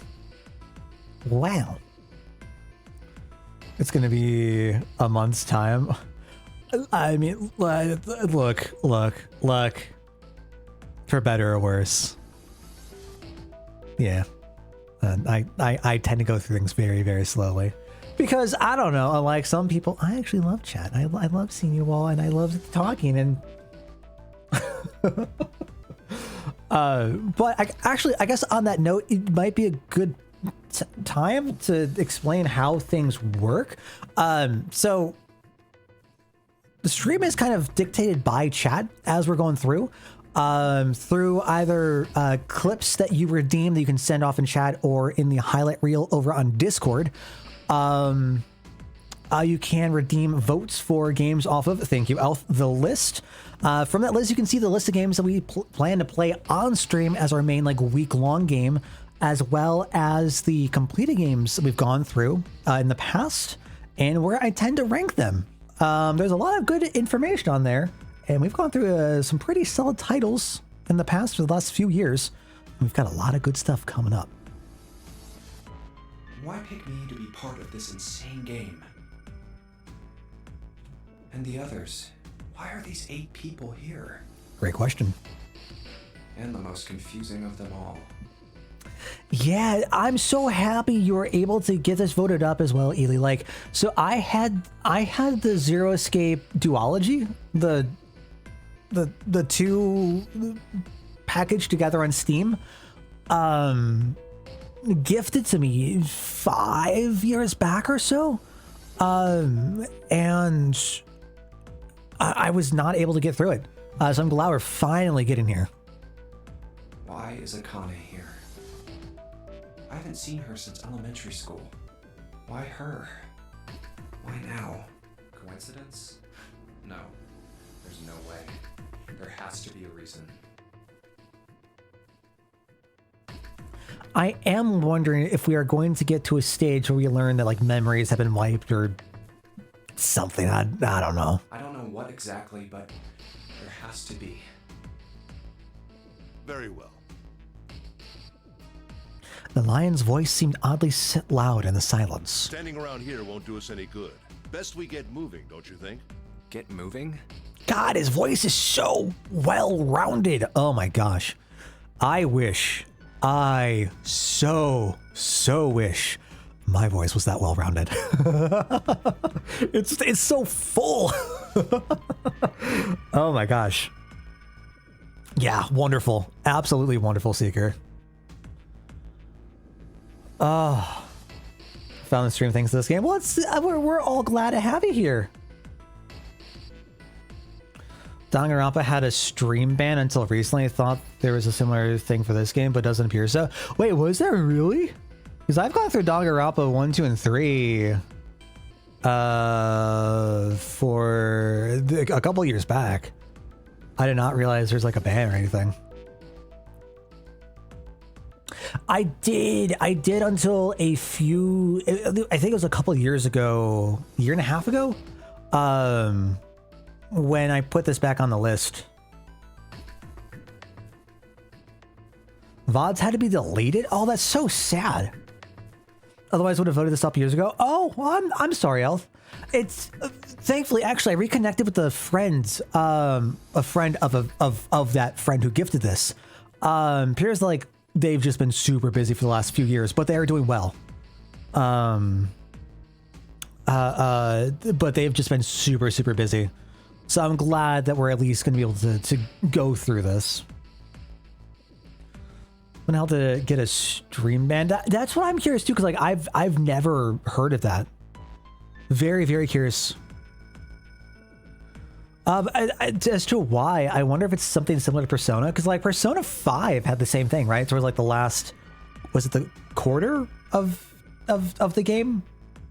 I think they wouldn't want things to be like progressed past a certain date for so long. Are you planning to open the numbered doors? Hey, wait! But don't tell me you're actually gonna do what this Zero says. No, that's not what I mean. The lion shook his head, mildly annoyed. I'm saying let's find another way. After all, we haven't really examined this place yet. Have we forgotten that we're sinking and we're on a time limit? I want to make sure that's clear. We are sinking. We're on a time limit. Those two things don't generally tend to cross. What? Where have we not looked? Everyone searched A deck already, right? Yeah, we were kind of in a rush though, so we probably missed some things. Why don't we check out the lower floors first? We should see how deep this place goes. I can work with that. Then let's go. I really like that all of this is voiced, by the way. Such a relief coming from Danganronpa to the next visual novel experience being this.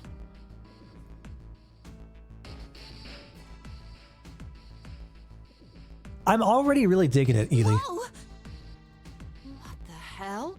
It's completely submerged. Damn. If the water level keeps rising like this, we're all gonna drown. No, I don't believe that's something we have to worry about. The prince knelt down and gently drew his hand across it. See? The water's not flowing. That means the origin of the water has been stopped. My man got some smarts. Dang.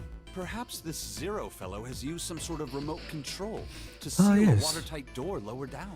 Perhaps this Zero fellow has used some sort of remote control. Okay, alright, okay. I hate him, but I love him.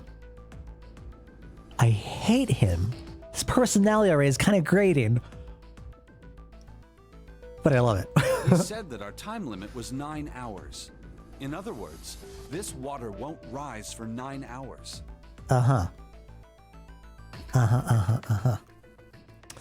One nitpick I have with the series is the text. How do you mean?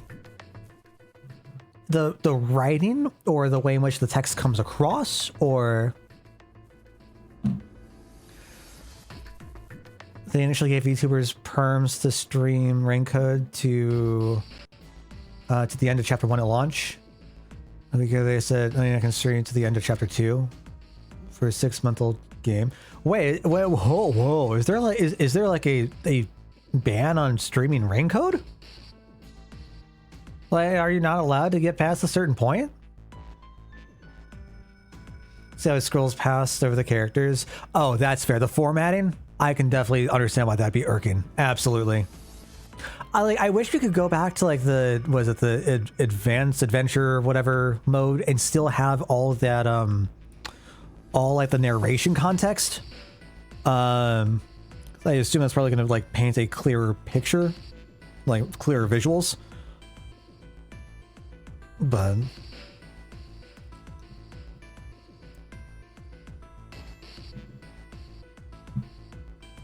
just for VTubers that get explicit permission from the company. But does that mean that like are you just not able to stream it? Like what permission is needed? Then you're saying we won't sink till then. Well, that may be a little too optimistic. No point to wishful thinking. That's depressing. If we don't determine a way to advance from this point, we are stuck on A deck and C deck. As in, we have no other way to progress from A deck or C deck? Looks that way. Hey, hold on. How about we check C deck before we jump to any conclusions?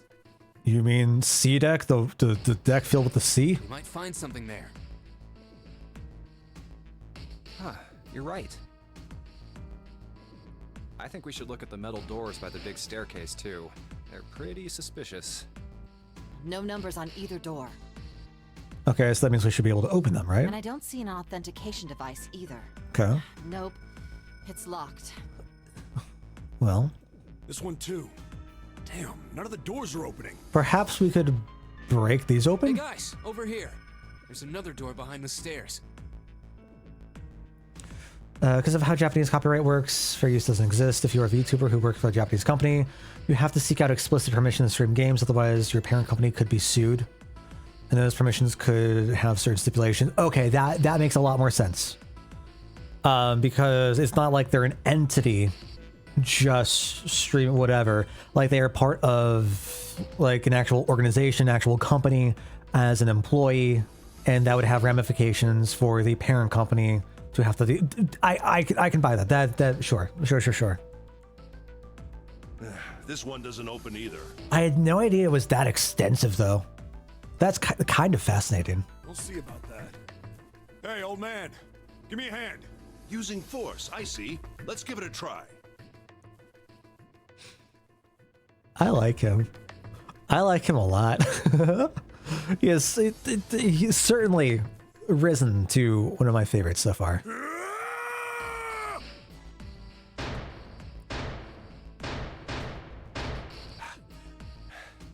It won't budge. Could you not just start shouting out of nowhere? You almost gave me a heart attack, you know. Oh, sorry. It doesn't appear to have moved even with two of us trying. It's very well made. Metal? Idiots. Try using your brain first. Capcom gave them permission to stream RE4 or remake for the RE4 remake. Only in Japanese, and they couldn't show the solutions to any puzzles. Really? So wait, okay. If you're trying to move forward, so how do you do that? So like you get to one of the puzzly segments. Do you just like minimize the game, like full screen, whatever, and then you're just out here just trying to solve, and that's wild.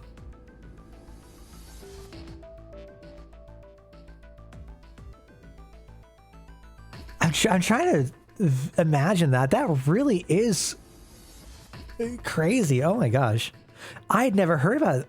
Never heard about that. Huh? For how Capcom based I am. That's Take a crazy. closer look. A keyhole. Right. It's obvious what we need to open this door. Do any other companies have?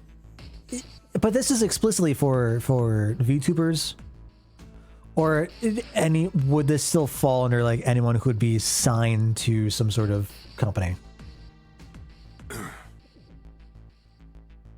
A key, huh?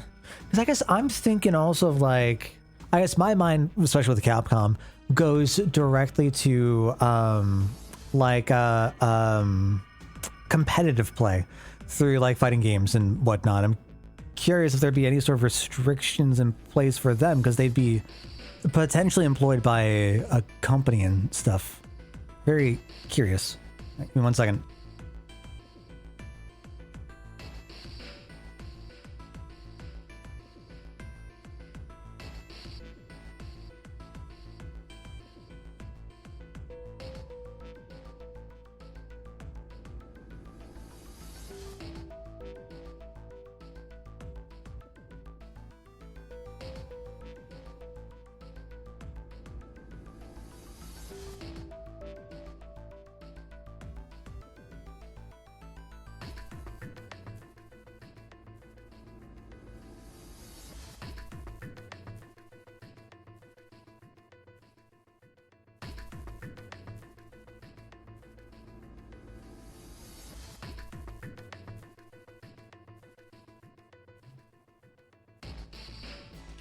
Can't show 95% of 999 to see Dale floating for 3 hours. I mean, I could just do this. Hold on. I need to take that off. How do I do this? Wait, what's there we go. We could just do this. We're just playing 999. There's text. on screen. There's a bit of someone has a portrait whereby I could just explain everything that we're seeing, paint a wonderful, just beautiful picture for you all. Yeah, when this thing turns into a just chatting stream, for sure. Oh my goodness. Oh my gosh. Yes, hi, hey, so hello, hi, hello, hi, everyone. Enjoy your 5 minutes of fame. Oh my goodness. What up, Debuff? How you doing, man? I hope all is well. I did. We finished playing Tales of Symphonia. So as we finished a game, I tend to just shade everything off as we see the collection of the time passing. Yeah, it's a very interesting experience. I can tell you that. God, it felt so weird. I didn't want to do it. I grew very attached to all the scruff, but Capcom gave Ace Attorney perms, but you couldn't stream the epilogue to each case. The epilogue? Is that like the little preamble? You got a problem? No, I just really doubt we'll find a key that easily. Also, Debuff, what were you streaming recently? I was trying to lurk for something, but I can't remember what it was. Sorry, the prologue. Thank you. Prologue, epilogue, same thing. No longer able to stream things, right? I don't think this would apply to me for the company issues, because I'm not involved or affiliated with anything. Ignoring the tense air between the two, Junpei moved closer to examine the doorknob. What's this? Just above it was a strange mark in the shape of a circle surrounding a dot. There's a mark on it. Does it mean something? Hey, look! Over here, too! Pink Hair was looking at double doors they hadn't examined yet. More doors. I think they're elevators. There's an inverted triangle button by them. Inverted triangle. May as well try pressing it. Man, Zero really likes his shapes, huh? Nothing. Maybe the power isn't on. Or we need to do something with this card reader. And there's a strange mark here, too. Wait, what is this? Wait. What is the symbol? Is this astrology shit or something? It looks familiar. What is this? It looks like a lowercase h with a dash drawn across the upper stem of the h. I mean, it could just be a lowercase h too, but the RE6 logo. Okay. All right. I don't know. There's definitely an argument to be made about fair use in video games and gameplay and streaming and stuff, and it hasn't really been challenged. There are no hard guidelines on like things that you can't do. Really, you are still like at the subject of, the sole rights owners, but This is the symbol of Saturn. of Saturn, yes, of course. It's an astrological symbol. I thought it looked familiar. What does it govern? I don't remember what the different symbols are, or like what they correlate with, unfortunately. Then the mark on the other door. I think that was the sun symbol. Oh, it's this circle. Okay, sure. We saw the same symbols on A deck. We did? I don't remember that. ADEC, huh? Oh no, she's an I astronomy wouldn't girl. know. What are you trying to say there, Seeger? We may as well check again since we're talking about it. Lion's words urged them on, and they took the stairs up. There, the two doors next to the stairs. The one on the left had a keyhole with a similar symbol engraved on it. Zero is an astronomy girly Looks too, similar to what really. we saw downstairs. This is an Earth symbol. The horizontal line symbolizes the equator, and the vertical one represents the prime meridian. I see.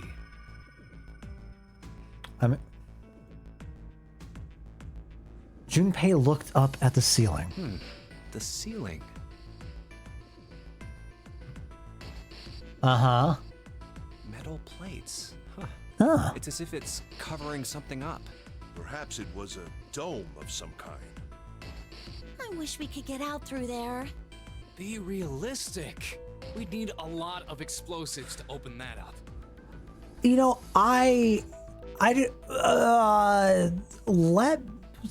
okay, so my mind is certainly making comparisons to Danganronpa, especially after like all the like rivets and stuff being sealed up in the metal plates and whatnot. Let me just say, I like the art style of this a lot more. I think this is a lot more pleasing to look at. The windows too. Huh. They're all covered. It might lack as much character and personality that Danganronpa screams, because it is nothing if not extremely stylistic. But I think I vibe with this art, with this kind of aesthetic a bit more. There were several windows along both sides of the ship, or at least there had been. They too were covered with metal plates. In other words,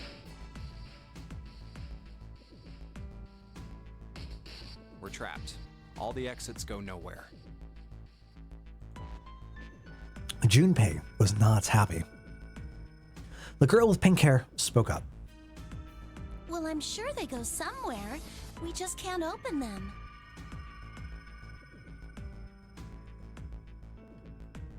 You don't know that. For all we know, they just open into walls or take us in circles.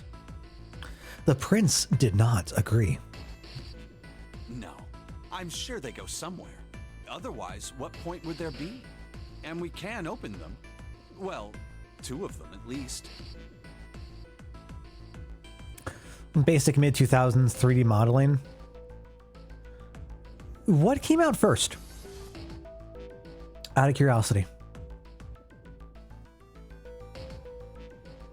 This did? Okay. Oh, you mean the numbered doors? That makes sense. From the way that things are formatted and arranged, that definitely makes sense. That's what I would have thought. All eyes turned toward the doors with numbers on them. The atmosphere in the room grew tense. Hey, wait a minute. I think I said this earlier, but I don't think we should do that. Oh, my voice is already starting to go. The dancer moved in front of the doors as if to block them. We'd have to be crazy to open these doors.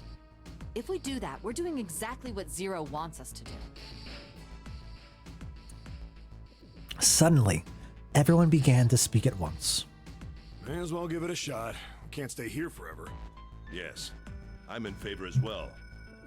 No, I'm totally against this. Okay, trying to think from their perspective, what else is there to do?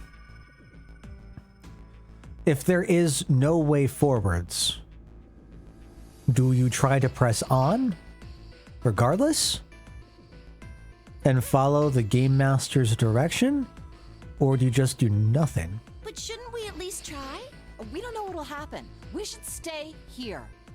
We don't have time for that. In 8.5 hours, this ship is going to sink. It's already been 30 minutes? Goddamn. The clamor of voices made it next to impossible to determine who was saying what. Their arguments grew more and more intense until people were shouting and screaming at one another.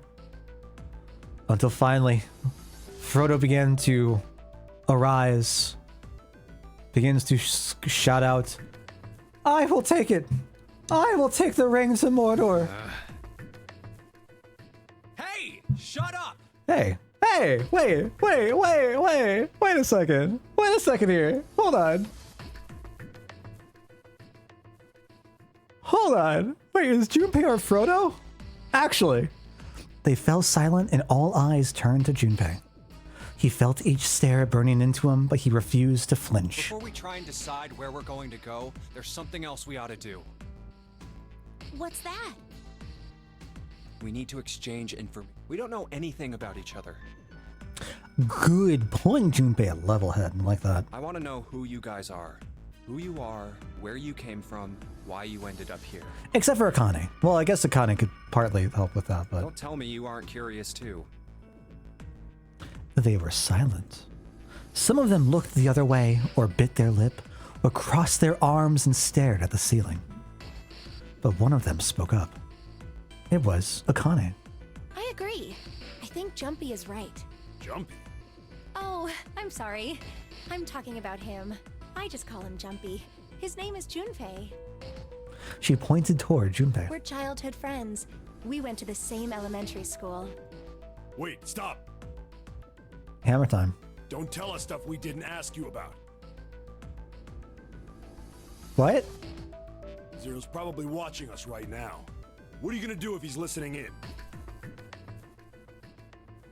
Okay. Oh, would that be bad? Hell yeah, it would!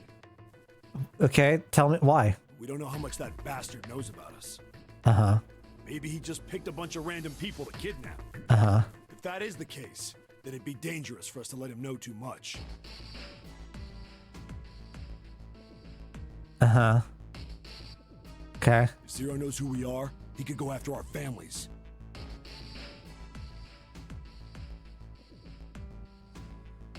Okay. I see where I get where we're coming from. Maybe he'd tell us he had him to get us to do stuff, you know? But we still need to know what our names are. You don't want to divulge private personal info, so he's spitting? Sure. Sure. I will not argue that for now. It's going to be hard to talk to each other if we don't have names. I feel like trying to establish some sort of camaraderie or trust and giving out at least a little bit of information to try and de-escalate a situation is not bad, especially if it's not intrinsically linked to anything, but sure.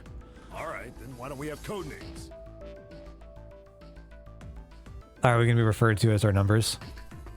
To him, apparently, it seemed like the obvious solution. Code names? Yeah, we'll each pick something. Like, I'll be 7. 7? Why are you 7? Chat, could you tell me why this man's 7? Actually, seemed a fair question. The mountain stuck out his left arm. Because this bracelet number says 7. Crazy. My God. Wow. Oh, I get it. Yeah, that's a good idea. 7's just very creative. 7 feet? If he has 7 feet. Boy, he's compensating for something. He smirked. All right, I'm gonna be Santa. Any of you chumps know Japanese? No? Well, San means 3. So, I'll be Santa. You know, like Santa Claus. Fits, don't you think? I like him. I like him too. Oh Your no. bracelet number. Yeah, it's got a 3 on it. Good job, Grandpa. Good job, Grandpa.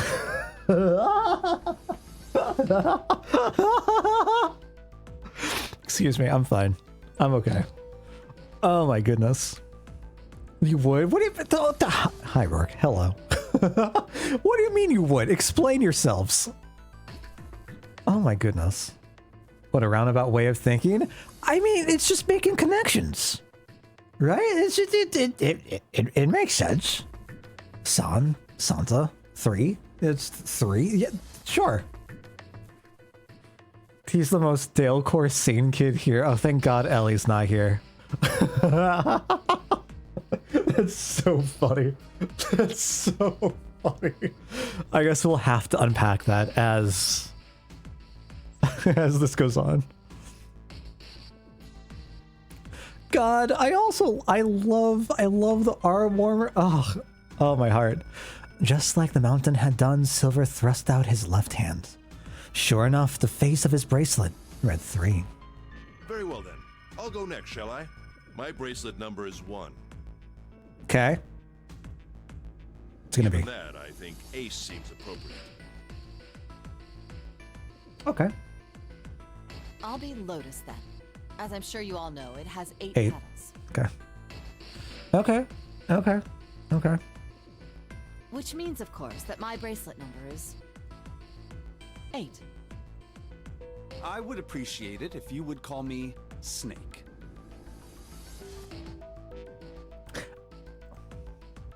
My bracelet number is 2.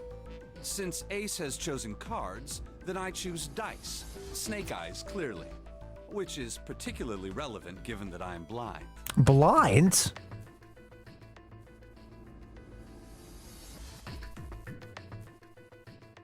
Now, how do you know what you're thinking? Wait, then how did you solve your puzzle? Wait, hold on. What happened? What is this man's story? Huh? You can't see? Doesn't Dale feel bad for making fun of a blind person? I can't help it. I didn't see it coming. I knew it.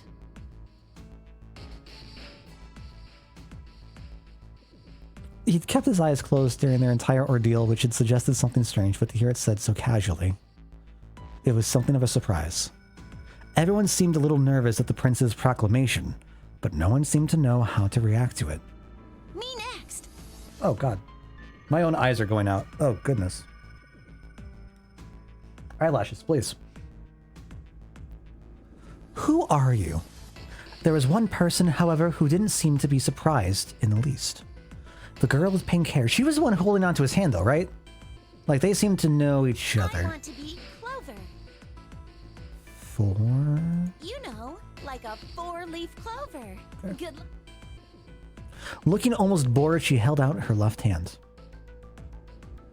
The face of her bracelet showed the number 4. They'd come around to Junpei. He held out his bracelet. All right, my number's 5. So my code name is gonna be... Why have one? It's not like there's any point to it now.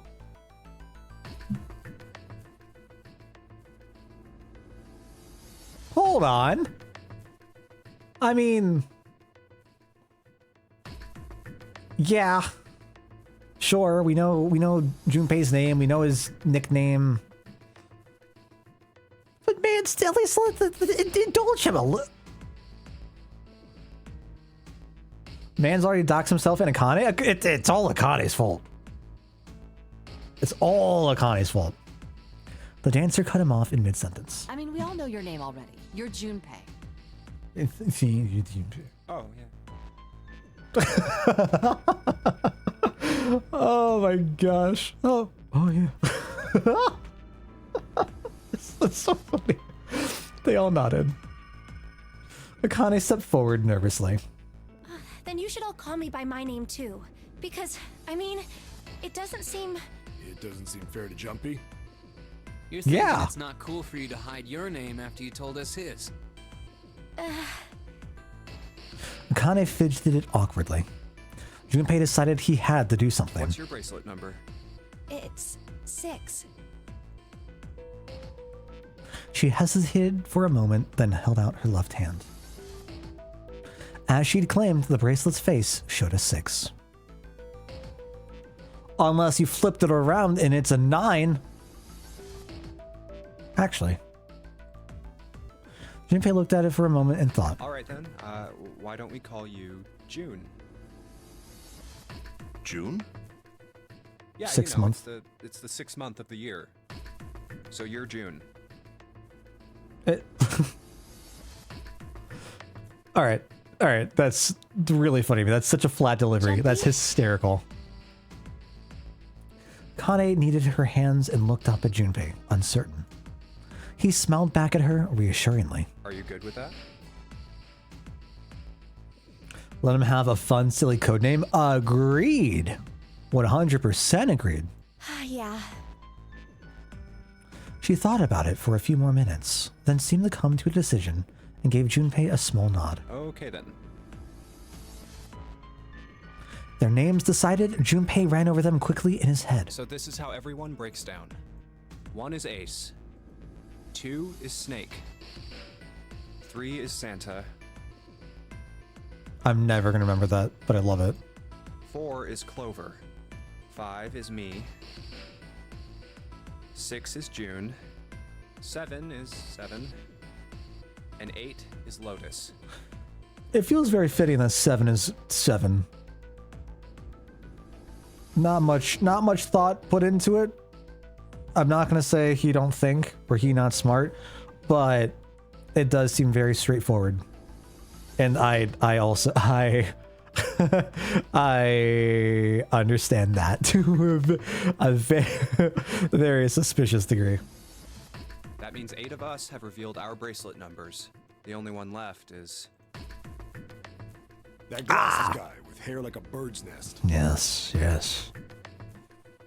I'm glad we finally get back this guy. You've said a thing so far, have you? Call him V. I do like V. Mambo number 5. His skin was pale, his breathing was heavy, and he was soaked with nervous sweat. His behavior seemed very suspicious, or perhaps simply emotionally unstable. It was difficult to tell. Whatever the case, it seemed clear that he had only a fingertip's worth of a grip on his sanity. The girl with pink hair, Clover, walked up to him slowly. She put her hands on her hips and eyed him suspiciously. What number are you? He didn't answer.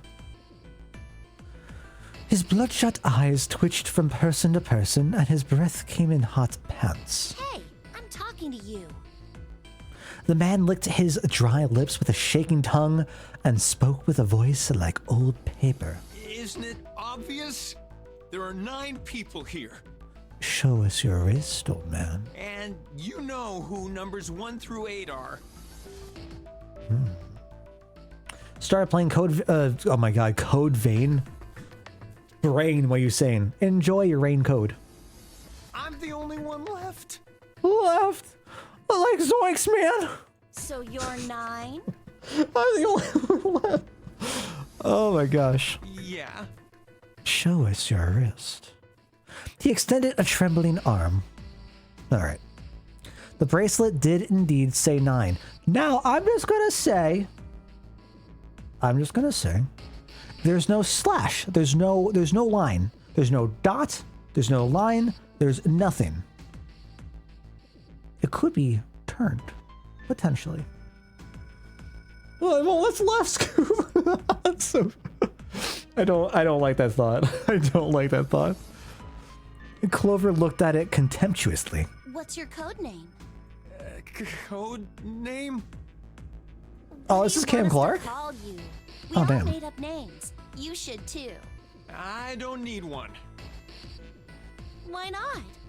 Because I am not gonna stay here with you. Okay. He took a shuddering breath and exhaled. Clover looked at him with something very like disgust. You've got some sort of plan? I do. Yeah? What's that? You sure you want to know? Yeah? All right, let me show you. I'm gonna do this. Uh-huh. Is he gonna go die? Uh-oh. Uh-oh. By the time they realized what he was doing, it was too late to stop him. The man's body moved like a snake, seized on number 2. In a blink of an eye, he had slid around behind her and wrapped his arm around her waist. Hey! What the hell do you think you're doing? Silver, Santa, leapt forward toward Clover and the 9th man. He was halfway there when... Stay back. Suddenly, the man's hand dove into his pocket. Ah. He held it to Clover's pale, quivering neck. If you get any closer, I'll cut her open. Oh no. Yeah, that's right. The man's smile was neither friendly nor reassuring. Sweat poured down his neck, soaking the collar of his shirt. How did we get here? How did he find a knife? Where did he find the knife? Maybe it was part of his puzzle for the room. Clover, are you all right? Welcome back, Tony. The Prince Snake's voice sounded oddly concerned. Yeah, I'm fine. Her voice shook, making her words even less convincing. What the hell are you trying to do? I told you. This is my plan. What are you gonna do to her, you sick son of a bitch? Don't worry. I'm not gonna do anything to her. Okay, then why did we come here? Why did we come to Just does this? what I tell her to, I'll let her go. He started to move backward, slowly, keeping his grip on Clover. Slowly. That's right. Just follow me. Keeping the distance, Junpei and the others followed. Eventually, the man reached the wall. He gave a start as his back touched it and then glanced around quickly and spoke. Here. Verify. Verify? The left. Look on your left. Do you see the device on the wall?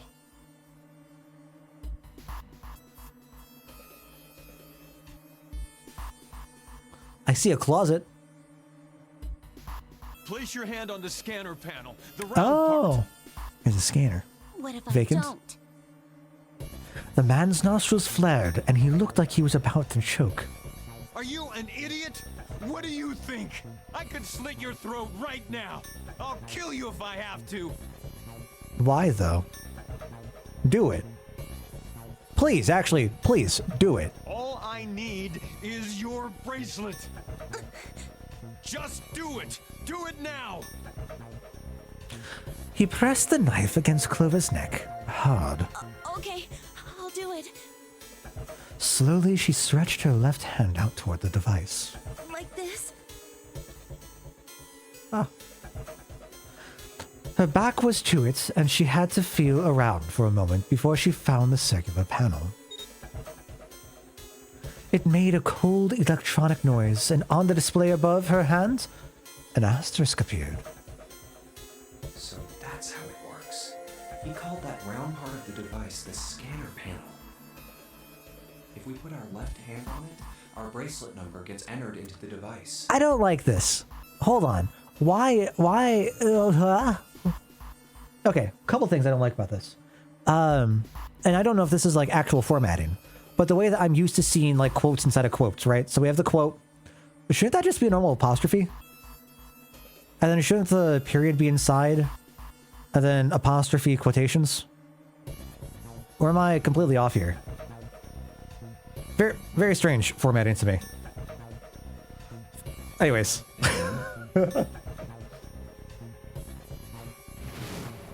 Should you total the numbers on your numbered bracelets and find that the digital root of that number is equal to the number of that door, the door will open. Junpei shifted his eyes to the door itself. The number on it was 5. So this is gonna be 14. 14. 1 plus 4, 5. There we go. Door 5. But why does this guy know so much about how this thing works? It's like he knows exactly what to do. Well, I mean, Zero said that people have been here before, right? Good. Good. You're done. Next. His bloodshot eyes crept from person to person until finally they stopped on the lion. You, right? You're the one with the number 1 bracelet, right? Yes, I am. So? Then you're next. I hope you have a wonderful rest of your night, Jurassic. But yes, typically, try to keep up from Wednesday through Saturday. From 8 p.m. Central Time to midnight for stream times. Wednesdays and Saturdays are sometimes a little bit different. Wednesdays we have our tabletop nights going, and then Saturday we alternate every other week. We'll try to get a game of Talisman going. But otherwise we've got our weekly games going on throughout the course of that middle interim week. Just verify your number like this little brat did. But I do hope you have a wonderful rest of your night. What are you doing? Do it! Don't you care what happens to her? Okay, just calm down. Ace held his hands, palms out. The 9th man jerked his chin toward the device. I'm coming over. Slowly, cautiously, Ace moved toward the device. After what seemed like an agonizing eternity, he reached it. Now, verify. All right, this is what you wanted, right? Alright, so I got 5. Yeah, okay, so I got... Yeah. Ace nodded and placed his hand on the scanner panel. The device beeped again and a second asterisk appeared. So this is just like the door we started off with. Clover and Ace's numbers, 4 and 1. 4 plus 1 is 5. Math. Hell yeah. It's the same as the number written on the door, That's nice. but it won't open yet. Of course not. Only 3 to 5 people can pass through one numbered door. One more person. So the question becomes, who's going to be going through that door as well? Right? Or is it only the people who work? Hold on. Is it only the people whose numbers are entered can pass through that door? Hence, that's where the freeloading aspect comes into play? My mind did not think about that. Wait, how does that work then? Okay, whoa, okay, interesting. Hope you enjoy the game. Y'all have been so sweet. Well, it's been a blast and a pleasure having you around. And I'm sure we will. We'll be on this for quite some time. I'm very sure. Whoever can make the root number, hence the 3 to 5 stipulation. It makes sense. But what if we come to a situation where the people who make the number can't make the other number? I don't know if a situation like that is going to... Mathematically, I don't know if that figures out. But... If what Zero said is true, he needs one more person. Who? Who does he need?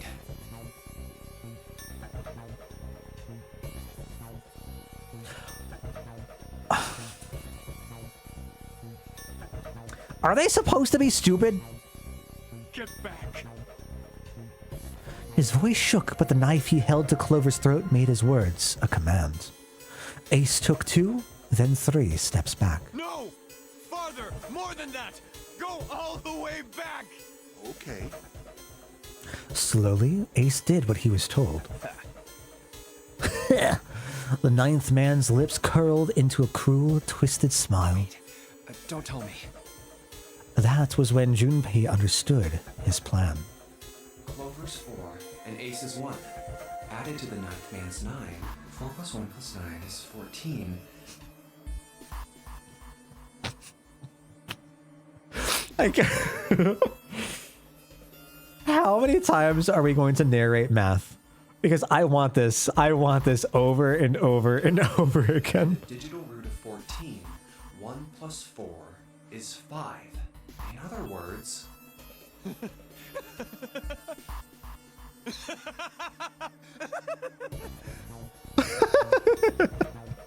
Thank God you were all Oh, I love so it. cooperative. Now I can get out of this nightmare. Wonderful. Pretty sure it's a few times. Fantastic. I can't wait. He pressed his own hand against the scanner panel. A third asterisk appeared on the screen. He dropped his hand to the lever on the side of the device and pulled. A lever? Lever? The door opened with a heavy metallic groan. Good. I don't need you anymore. What is that voice change? Sounded slightly southern there for a second. Let go of Clover. Wait! Junpei leapt toward the 9th man, but he wasn't fast enough. Here! She's all yours. The man shoved Clover and hopped through the door. Okay. Have a good one, guys. I'm going off ahead now. What's that beeping? Well then, I don't like that beeping. goodbye. He raised his hand and waved, a twisted smirk on his face. And then... he was gone. The door ground shut with a dull clang of metal on metal. Clover, are you all right? Snake ran to Clover's side as she lay on the floor. Yeah, I'm fine. He went through the 5 door, right? So it's not like we were instructed to go for the 9 door? Curious. She climbed unsteadily to her feet and once there, leaned heavily on Snake's shoulder for support. Damn it! Junpei ran to the door. That bastard! The others followed him. Let the game cook. Several pairs of hands grabbed hold of the handles and pulled. Open, damn it! They grunted and strained, but... Shit! It won't budge. Wait, huh? Wait, huh? We're not going to go back to the Junpei line? All right. That was when Lotus, the dancer, spoke. Her voice was quiet. Do you hear something? Like, what? Like some sort of beeping. Junpei pressed his ear against the cold metal of the door. The others did the same. You're right. I can hear it too. Sounds like Pac-Man slowed down. What is it? Then they heard something else. It was the 9th man. Why isn't it stopping? God damn it! You lied! Lied? This wasn't supposed to happen! This is wrong! This is wrong! His voice shook with fear. Safe on the outside, they stepped back from the door and looked at one another. What is happening in there? Great questions. I want to know. Open the door, please! I'm begging you! Okay. All right. So you might be like, all right. You might be scared and frightened and like, I get that. We can process that. I swear we can process that. But also, it's not like we're the ones who went to go threaten another one of our companions here.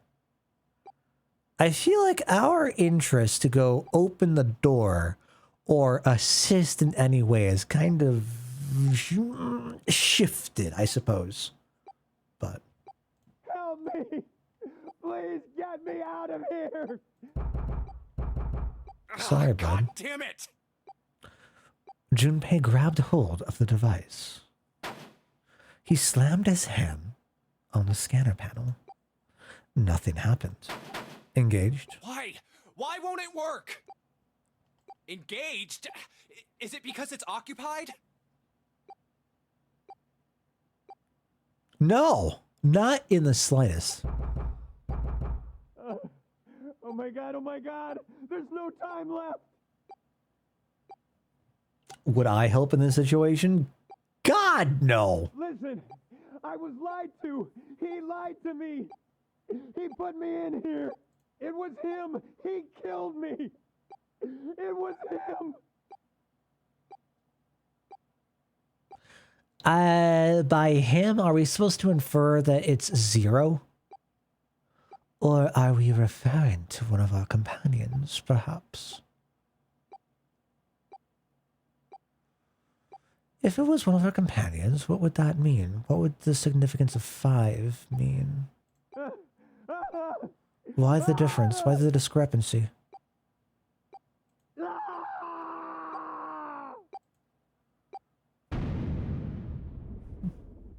Okay. Well, I'm very happy that the 9th man at least had a blast for the end of his life. Gore warning, thank you. The explosion rocked the room. Instinctively, they ducked, then stood up slowly when they realized there was no danger. No one spoke. Silence filled the room. A beep? All eyes turned toward it. Did that thing just make that sound? The display changed from engaged to vacant. Let's see if we can open it. 7, the mountain swallowed hard. Okay. Junpei nodded and placed his hand on the scanner panel. A red asterisk appeared on the LCD panel. Well, it registered my bracelet number, but it won't open with one person. We need at least 2 more people. What to do? Oh no. I get to choose. So they all come out to the same amount. Oh no. Uh-oh. Uh-oh. Uh-oh. Okay.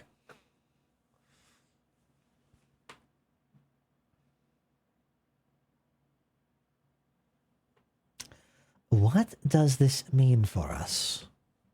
I feel like if we're going to go through the door, we can only take so many people with us. I would want Ace and Lotus because I'm most intrigued by them.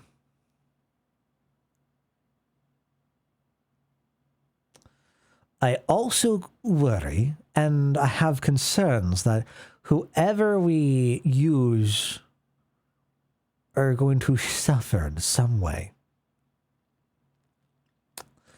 But then I also wonder if perhaps we need to worry about the mathematical odds of the remaining members and hope that their numbers are going to correspond with another door so that we can also equally leave. So this is under the 5 door, right? So actually, can we math this out? Oh God. Or am I thinking too hard about this?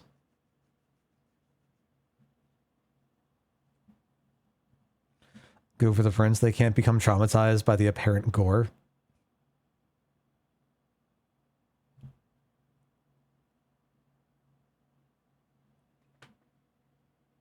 You know what? I can't really argue with that logic, actually. Actually, that checks. That makes sense. Save one person, at least one person, from the atrocity. So how does that work? So it'd be... 11. So that'd be... So taking that... You see, it's just seemingly fitting. I guess the shape would be this. That makes sense. You know what? I'm going to go with my gut. Just because I like the characters, and if it fucks them, well... Ace, Lotus, you think you could give me a hand here? Yeah. We do know that he's blind. Yeah. We don't really know anything else about anyone else. I don't think, but that is like the one fact that we've learned. The pun was a little too on the nose, but the mood was still grim. Shut it, Ely. Shut it, Ely. I knew you'd pick Sonar with the raid. Hello, friends. Welcome in. You may have come in at a very inopportune time.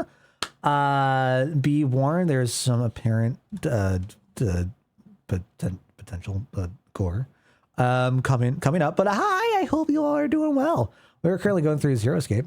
Just been lovely so far. The raid's been great so far. A nice little visual novel. But I hope the Strimstrams treated you well. And I hope you're having a wonderful night. I assume doing some more Tales of Symphonia? I assume? Is that what we're doing? It's not a typical thing, that's true. Oh, let's take a little moment of reprieve, I suppose, before we move on.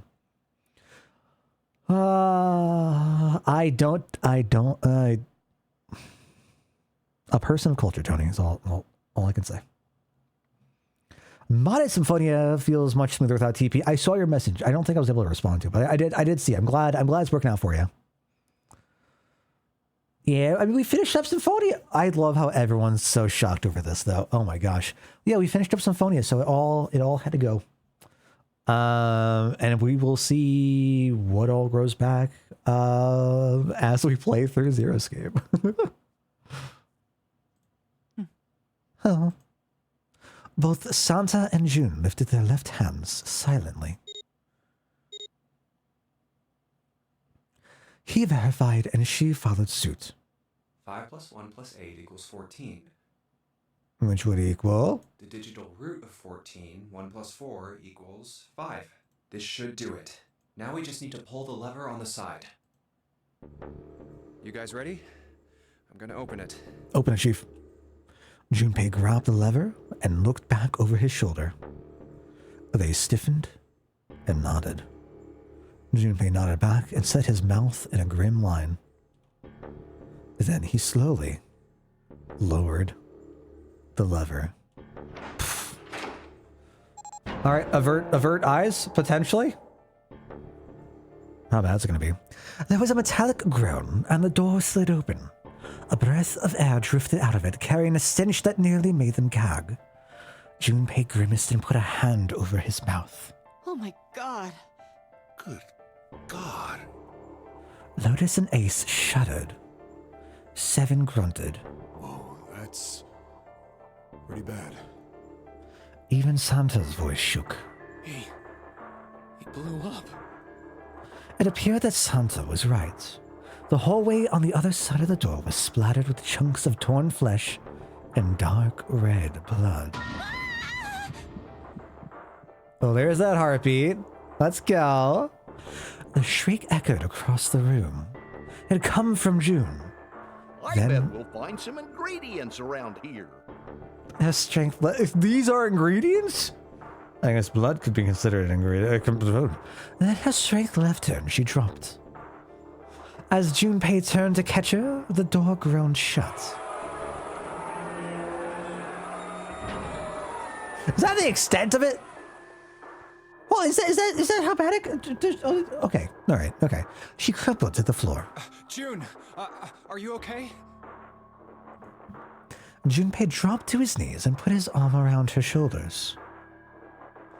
That was when he noticed her whole body was feverish. She was radiating intense heat. Wow, Goofy has a weird taste. Uh-huh, sure. What the hell? Where'd this fever come from? June didn't answer. Her face looked like wax and her whole body began to shake. All right, okay, let's just rest for a minute, okay? Wait. Think you can walk? We're wearing a silly-ass puffered vest? Really? I did not notice that. It looks like we're coming up straight from... It looks like we're coming up from Minnesota. I'm gonna be honest. This looks straight out of Minnesota. Oh my goodness. Looks like Marty McFly. I could see that too. Is it just the anime Marty McFly? Oh my god. Just wanted to be considerate. I hate Junpei fashion so much. You don't like this? You hate my people is what I'm hearing. She nodded weakly. Junpei lifted June to her feet and guided her to a nearby chair. Here we go. As gently as he could, he set her down in it. How are you feeling? Are you all right? She nodded, and as she did, a single huge tear rolled down the side of her face. Why? Why did this happen? Her voice cracked, broken by misery and grief and choked by sobs. Why did this happen? Junpei spun around. Do any of you know what the fuck is going on here? Let him have it. Zero. What's this NONARY game? Come on! Anybody? Anything? Give me the drive. Give me, the tenacity? Oh, love this. What the hell is going on? What are we doing here? No one spoke. Ace, Snake, Santa, Clover, Seven, and Lotus. They simply stood there, 7 pairs of downcast eyes, and 7 grim lines for mouths. June's body shook with silent sobs. They slowed as the minutes ticked by, and eventually they stopped.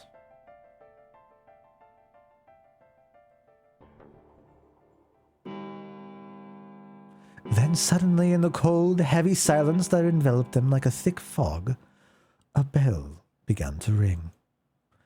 The clock in the central hall. 7, 8, 9, 10 times.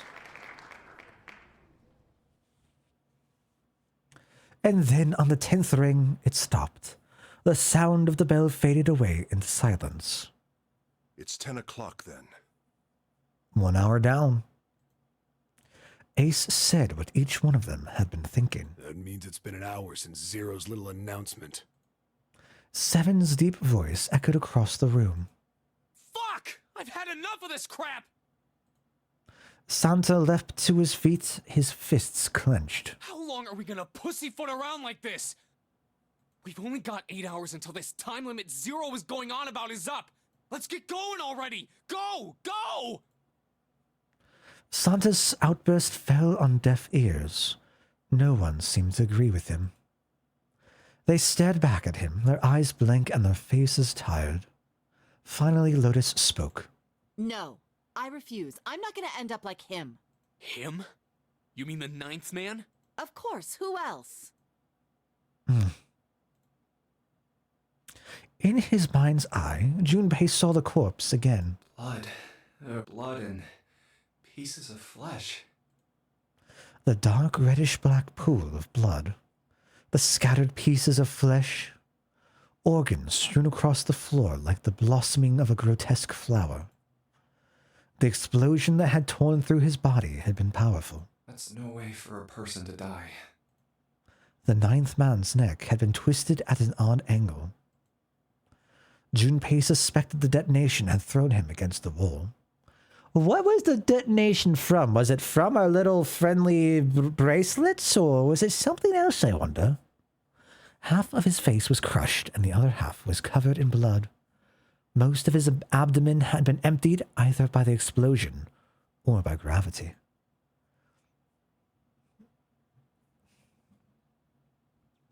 Did the 9th man truly understand the gravity of the situation? I wonder. He had landed on his back, and stark white ribs jutted up out of his chest, like the legs of some sort of macabre crab. Alright, you know what? That one I will accept. Junpei felt something flip in his stomach. I think he just screwed up. Eyebrows went up, and Santa continued. He probably set off some sort of trap, and that killed him. Ah, yes, of course, to set off the random trap. I love that trap. I'm not gonna screw up like that. I'm getting out of here alive. His eyes kind of remind me of the art from Final Fantasy Tactics, whoever the artist is. Really pretty. They blink? Characters blink? Bro, we're in 2030. Crazy.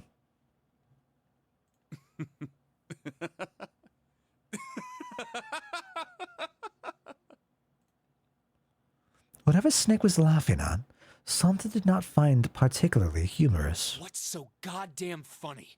Oh, my apologies. You were just, so very confident. I couldn't help myself. Okay, tell it how it is. What the fuck? I think you've mistaken the situation. Huh? The 9th man's death. It had nothing to do with the trap. Or at least not the sort of trap you imagine it did. Then? He broke one of Zero's rules. That was why he died. Quite simple if you think about it. Did he? When does Snake gain the ability to blink, I wonder?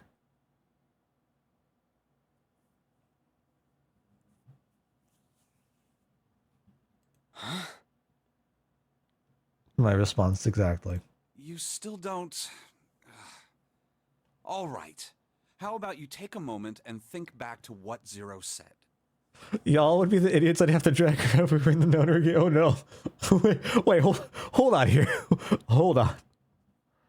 Specifically, I feel like I would be prime idiot, to be honest.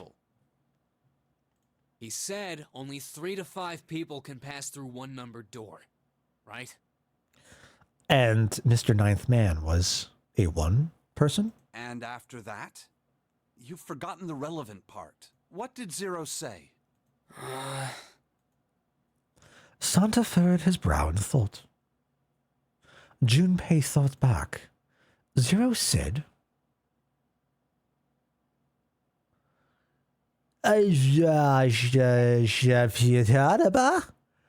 who verified had to go? Is that correct? I don't. Memory? Non-existent. If this wrong? Unfortunate. All those who enter must leave, and all who enter must contribute, right? I think it was something like that. Whatever it was, it means that groups of less than 3 or more than 5 can't go through. That is correct. A gold star for you, Junpei. I got a gold star. I like gold stars. Is that a running theme? Should I actually, like, we could put a collection of gold stars. That'd be funny. The Ninth Man, however, broke that rule. He tried to pass through a numbered door by himself. That was why he was executed. Makes sense, makes sense. And Zero's watching us from somewhere, making sure we don't break any rules. Oh, Are there I'm cameras? not so sure of that. Is this being broadcast to the outside world, perhaps? Why not? Because this execution system is entirely automatic. You didn't notice? Slime Star is true. There's no need for him to monitor us. What do you mean? Snake looked at Seven with what could only be described as pity and sighed. How do you look at him? Actually, how do you look at him? Very well. I see it must be me who tells you. How's 999 treating you? It is going well so far. I'm very much enjoying the experience, you know. Thank you for asking. I've waited long enough, I suppose. I had hoped Zero might spare me the trouble, but... I've definitely gravitated towards a few different characters that I very much enjoy so far. I'm curious to see if those thoughts and opinions may shift. That seems increasingly unlikely. I'll explain as you go through the NONARY game. Just be aware of your choices and your actions. I fully believe that, I fully believe that's through the choices and actions, whatever happens, that we're going to go experience those like branching pathways that we saw on that like flow screen or whatever it was. I have no idea what that's going to be. Who knows? Who knows? I might get a really terrible ending, but that's what we're here for. To do my Genshin dailies. Well, enjoy. Take care. Get those dailies knocked out. He couldn't see them, of course, but perhaps Snake sensed the confused eyes upon him. When Ace spoke, he gave words to everyone else's thoughts. Do you know something? Well, I know a great many things, but yes. God, if that's not a me response, I don't know what is. What is it you know? Very funny to me than the solo leveling anime that MCS Dailies has to do. Is that what we were talking about a week back or so? A couple weeks back or so? The solo leveling sounds familiar. Here. Snake removed a card from the pocket of his jacket. A card? What does it say? Okay. See for yourself. With a flourish, he presented it to Ace, who took a close look at it and spoke. Come on now, what's the point of giving me this? Give me that. Santa snatched the card from Ace, but his expression of disgust quickly turned to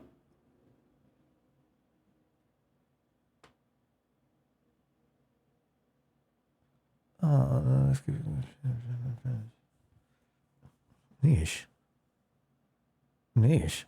I don't know if you all could hear that outside. My God. To one of confusion. Maybe. Huh? The hell is this? Oh, that sounds fun. I hope y'all enjoy. Seven tugged it out of Santa's hands. I see. I probably won't immediately jump on it, but I'm definitely intrigued, for sure. The card went from Seven to Lotus, from Lotus to June, and finally to Junpei. Oh, that's an interesting... June to Junpei, of course, the two know each other. Junpei. I wonder if there's a connection there. He looked at it and understood. This is Braille. Yeah. Braille, the written language of the blind. The card was covered with small embossed bumps. Junpei could recognize it, but he certainly couldn't read it. Sorry, guys. I can't read this. Here, have it back. Junpei handed the card back to Snake, who nodded at him with a small smirk. Okay, that was fun. What's so important about that card? I remember learning the Braille system for the legendaries from Pokemon Emerald, or Ruby, Sapphire, Gen 3. Right, because they had, I'm pretty sure the code used for that was written in, like, the Braille system format. I found it in my pocket. I can only assume it is a message from Zero. Was it some Wonka chocolate? From Zero? A message? What does it say? Suddenly, everyone was crowding around Snake, desperate to hear what the message said. Santa especially looked as if he were about to grab hold of Snake and shake the answers from him. Snake raised his hand. Calm down now. No need to panic. Did he raise his hand like this? Just go. Calm down. Ugh. You don't need to force me. I'll read it. Junpei swallowed hard and waited for him to start. He was not the only one. Presently, Snake began to read, his voice calm. His fingers glided over the tiny bumps as he spoke. Bracelet number 2. Since you are not blessed with sight, I shall bless you and only you with information. Oh. I shall tell you of the function of the red, of the dead, and of the bracelet. Hey, what up, Trep? How you doing? The red is the recognition device. It will verify your number. Beside every numbered door, you will find a red. The dead is the deactivation device. Okay. It does exactly what it says. Whoa, oh, oops. Once you have passed through the numbered door, you must use the dead to stop the detonator in your bracelet. But perhaps you are wondering, what does this detonator detonate? I am afraid this might be something of a surprise. I have placed a small bomb inside of you, and people who you are about to meet. What? Hello, why? You swallowed it while you were unconscious.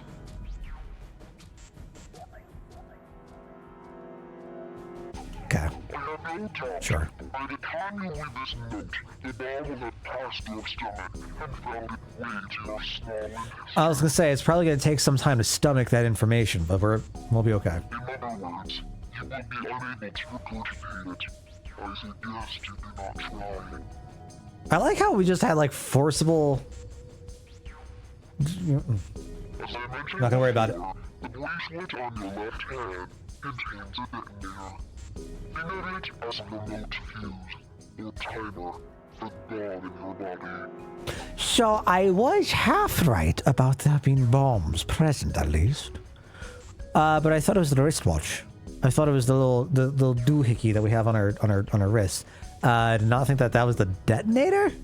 What do the little levers do then? Why do they exist? There is only one condition which will cause it to detonate. That food was the bomb.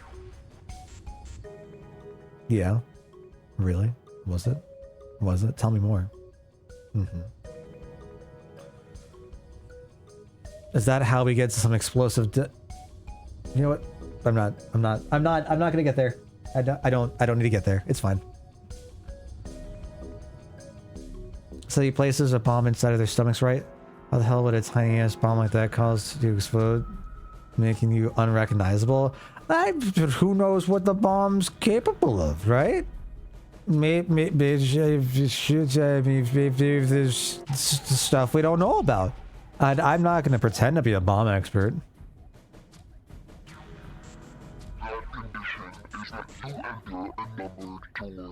I don't know the what's the word?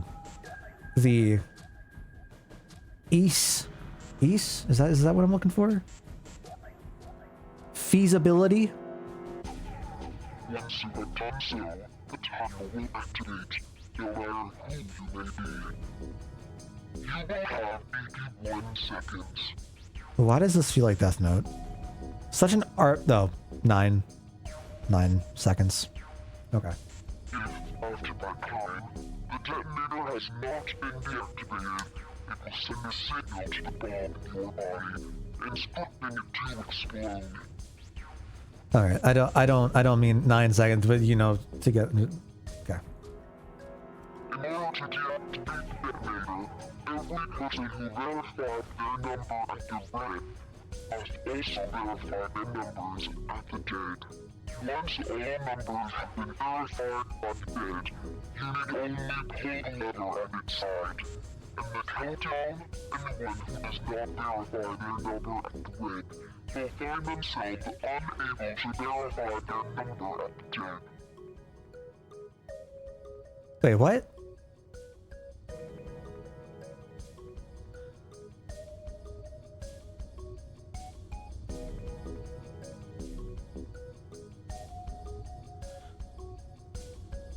Wait, so this is saying that if they don't activate, they can't go through. That's all this is saying. That is to say, if you should pass through a number Okay, okay. without first verifying your number at the red in 81 seconds, you will be dead. Okay, that makes sense. You must also keep in mind that the numbered doors will close automatically after 9 seconds have passed. What a shock. So long as the doors open, the dead will not function. You would do well to remember this. Lastly, let's discuss how to remove the bracelets.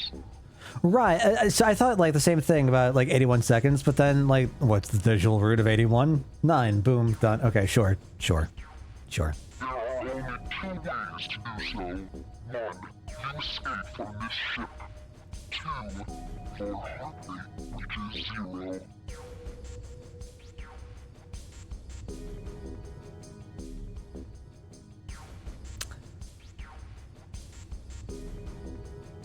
Also 9 squared? You're right. In other words, once the bracelet is taken outside the confines of the ship, or the exotic wearer's heartbeat has fallen to 0, it will shut down automatically. I guess you could have done 90 seconds as well. A full minute and a half. If you go for a minute and a half, you could write it as, what, 1:30? Come to what, 4? Wait, hold on. What would 81 seconds be written as? 120 something? 121? What does that equal? 4? Wait, whoa. Wait, huh? Do they both equal 4? Wait, huh? Am I not mathing right? No, I'm pretty sure. Do they both equal 4? That's funny.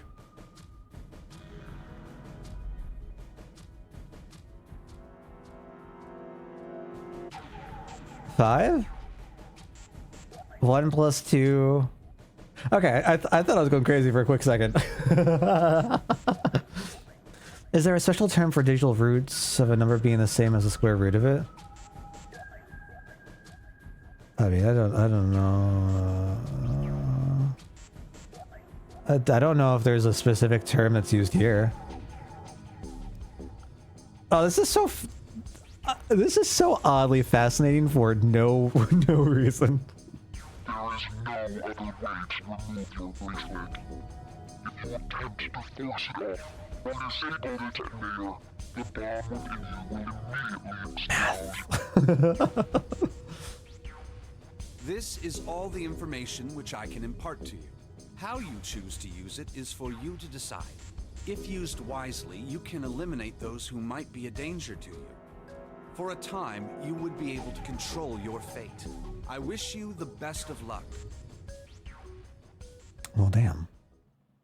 Snake finished reading and carefully returned the card to his pocket. So it's saying only those who verify their numbers at the red can pass through the numbered doors. Why do we have to come up with just fucking insane terminology, though? Teams can't add or subtract people after they're scanned in. The Reds, Deads, and Bracelets enforce the rules. They're judge, jury, and executioner. Yes? Shit! A fucking bomb! Come out! Come out, damn it! In defiance of Zero's suggestions, both Santa and Seven put fingers down their throats and began to gag. The rest stiffened, some touched their stomachs, some simply stared at their bracelets. Junpei gingerly touched his stomach. There's a bomb inside me. The thought of it made him queasy. Oh. His stomach felt oddly hollow, and his legs were weak. What made Zero think creating this horror show of a game was a good idea?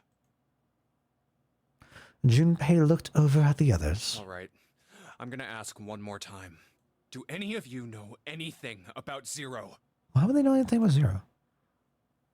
How would they know anything about Zero? They were all silent, each person waiting to hear what the others would say. Finally, Santa spoke. Actually, I saw him. I saw Zero when I got grabbed. All right, are we going to share our grab stories? I didn't see his face, though. Again, imagine you're in this situation, you're stuck in this game, you realize you have a bomb inside of you.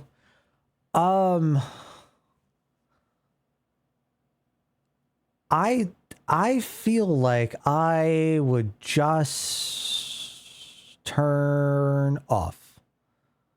I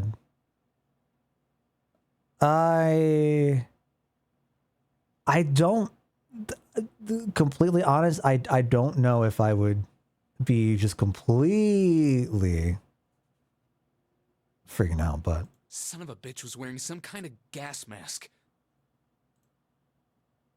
what a shock, Sunar. What the hell? Come on, guys, give me something.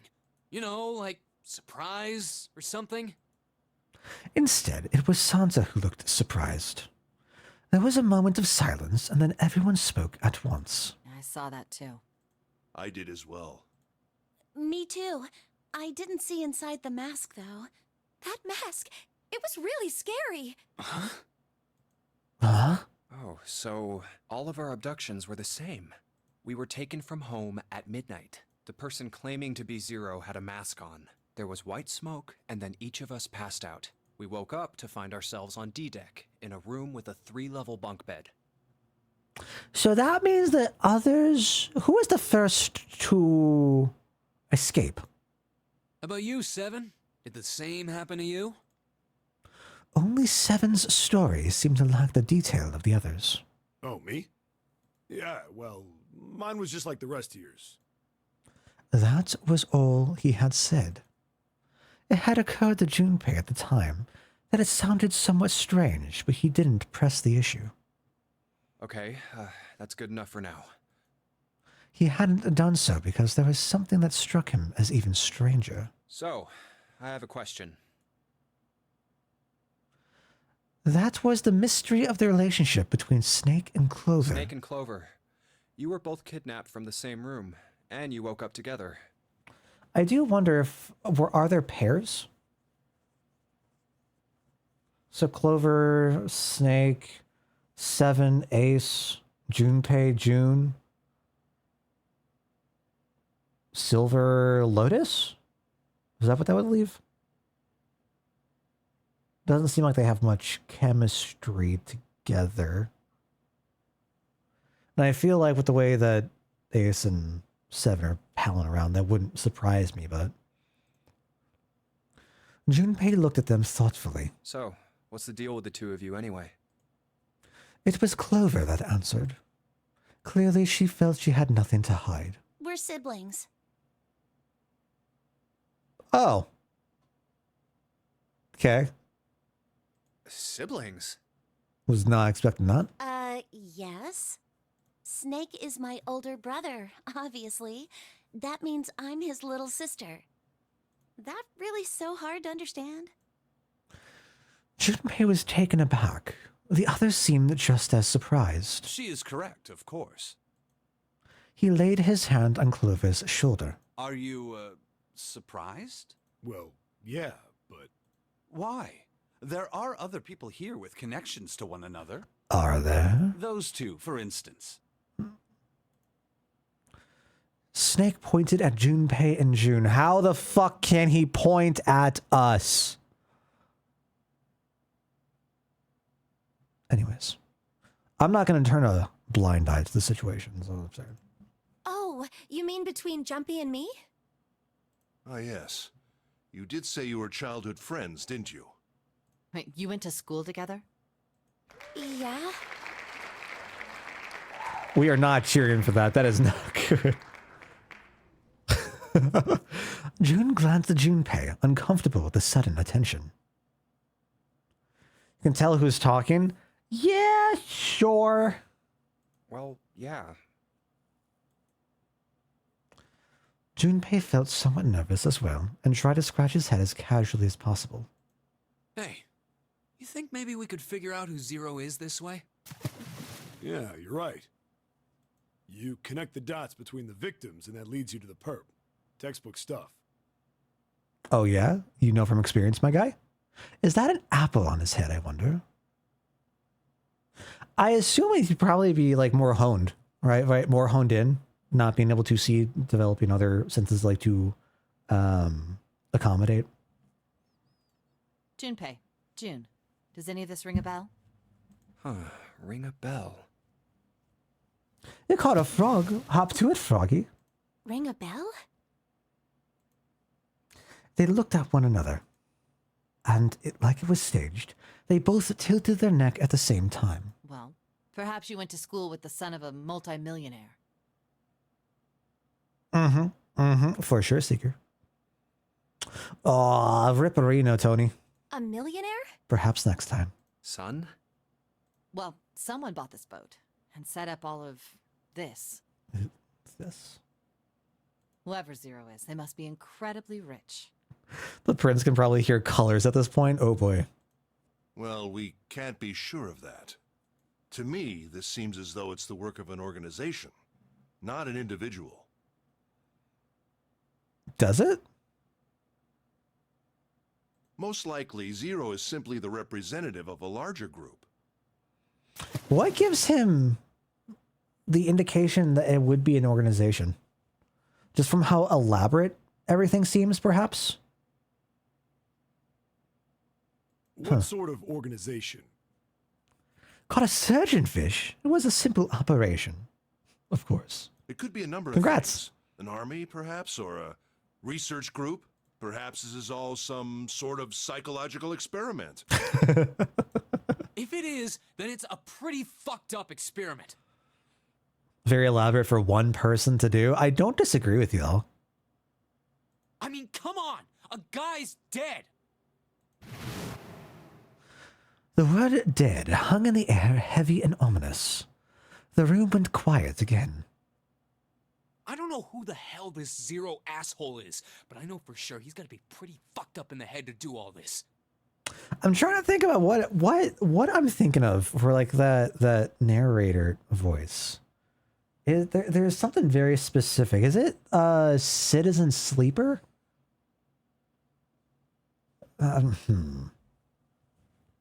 If this was all one guy, then he's got some serious issues. Oh, have we not seen the surgeonfish before? Even with the specter of death hanging over them, Their discussions continued for some time. I thought we were finished with that topic. Time is going by fast. Then what should we do? We should talk it through. Oh my god, enough! All we're doing is talking! Santa threw up his hands, his voice filled with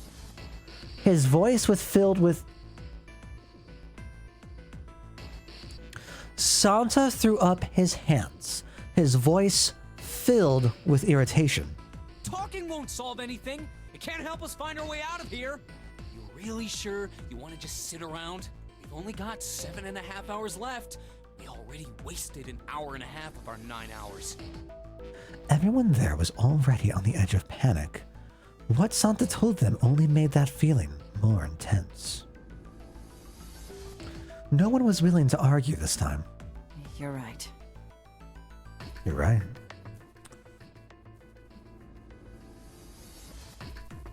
Well, I guess that's the question I have at the moment, right? Like what's going through my head. Like, if there are a couple of people who are connected, what are the odds that everyone else at large is as well? It is definitely something to consider. Very well then. There's only one way for us to proceed. These are bracelets. Sure not gonna be fun running around knowing we gotta jump when Zero says jump. Well, it's stupid to just sit around here doing nothing. What's Lotus gonna say to this?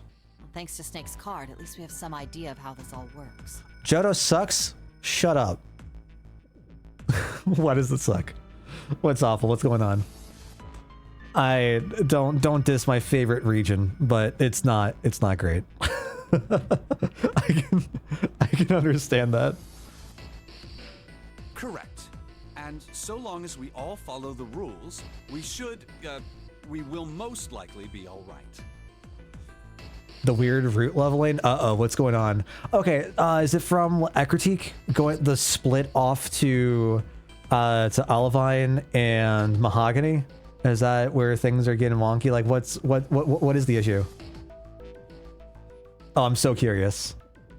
Because I think that's where people like first, even in like traditional games, right? First start having problems with Gen 2. But what? Or are we talking about like the weird like route, like the Pokemon levels on the route? Because that's also another like big complaint. I don't know what all transfers over to PokeClicker.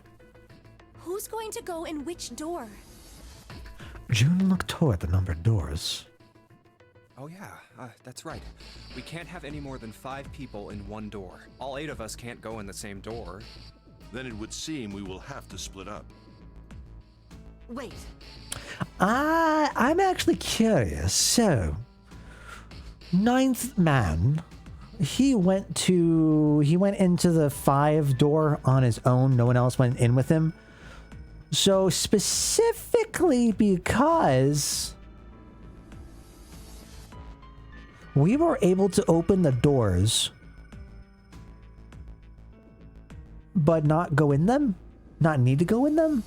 And that's fine. And like, we're not experiencing issues because of this. It's only after we enter the door that the issue is present.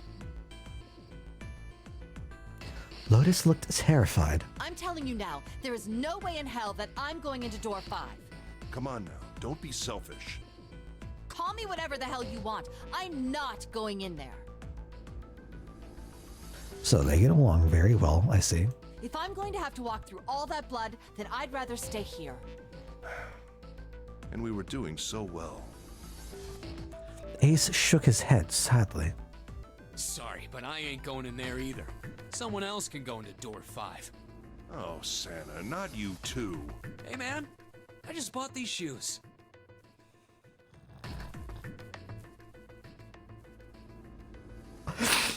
That man's speaking some facts though. Can't wreck those new kicks. Based, yeah. If you think I'm getting some creepy dude's blood all over him, you got another thing coming. I mean, yeah. Bro, I just realized this. Holy cow. Is this gonna go pause things? No, okay. Why is Bro here? Why is Silver looking like Rainrix from Evil Zone? Oh god, if only Angie was here. Can I find a good PNG image? For those of you who are not familiar with Evil Zone, it was a one-button fighting game from the 90s, released for the PlayStation 1. It has a certain infamy, but I think the art for it is phenomenal.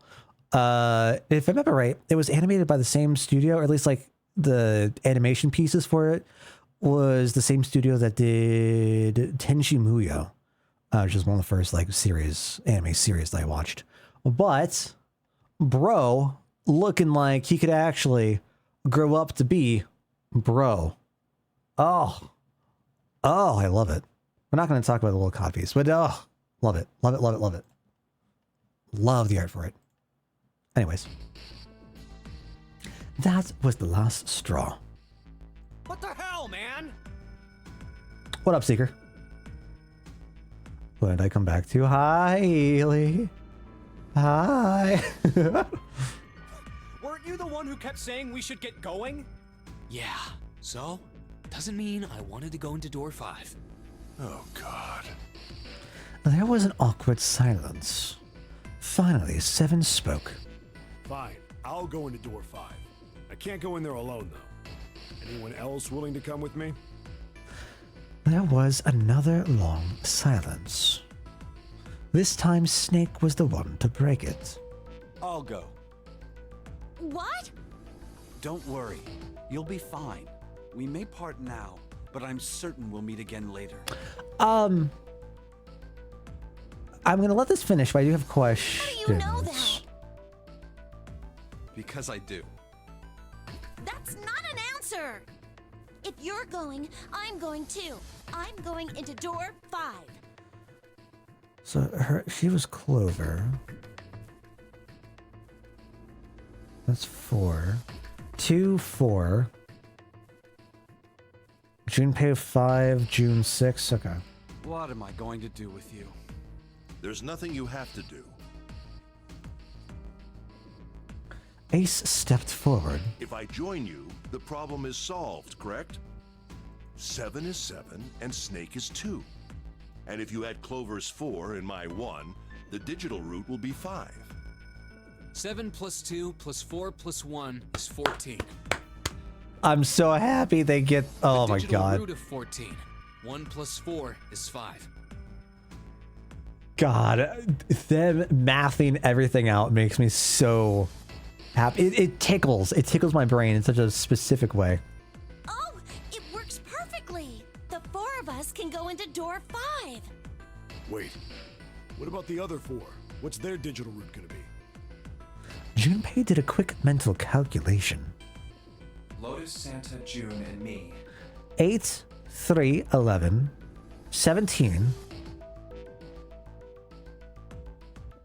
5, 22, 4. Our bracelet numbers are 8, 3, 6, and 5. 8, 3, 6, 5. What would our digital root be? 4. 8 plus 3 plus 6 plus 5 is 22. So, the digital root of 22, 2 plus 2 equals 4. It works out. He repeated what he determined. It's 4. Add up our 4 bracelet numbers and the digital root is 4. Then we can go into door 4. Yeah. Huh. That worked out well. Crazy. So the team assignments will be like this. 7, Snake, Clover, and Ace. They would go through door 5. I'm sad that Ace is leaving us for now. Lotus, Santa, June, and me will go through door 4. Are these really the teams I want? Beyond door 5 is what remains of the 9th man. I never want to see that thing again, but something's telling me that it'd be a good idea to examine the corpse, even just a little closer. Of course, if I went through door 5, I wouldn't be going with Lotus and Santa. I could bring June with me through door 5, but that means she'd have to see the body in there. Junpei was torn. Should I stay silent and go through door 4?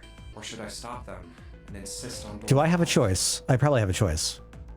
As he turned his options over and over in his mind, Ace spoke up. Or maybe not. Okay. All right, then. It seems we've reached a conclusion. Shall we go? He began to walk toward door 5. I'm going through door 5. Clover and Snake followed, with 7 a short distance behind. We're over there too, right, Snake? The door's not going anywhere. Slow down. Which door? Okay.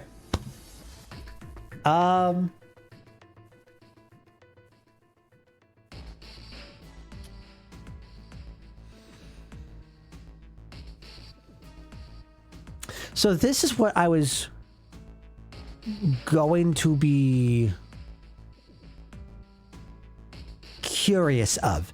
If we actually had a say in what happened, in where this split goes, or if through the actions alone, if that determined where the route branches off to.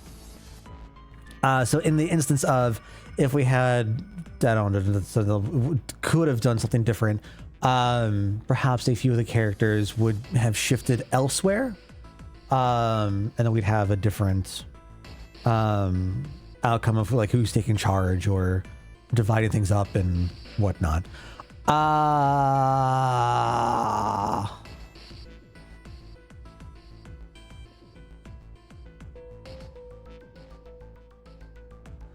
don't know.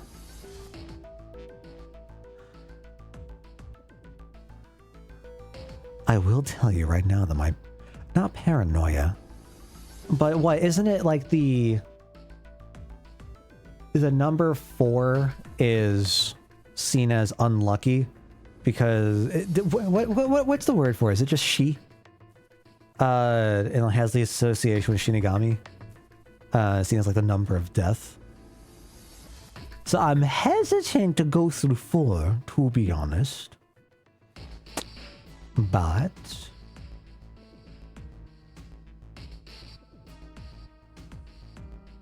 the comment on having June see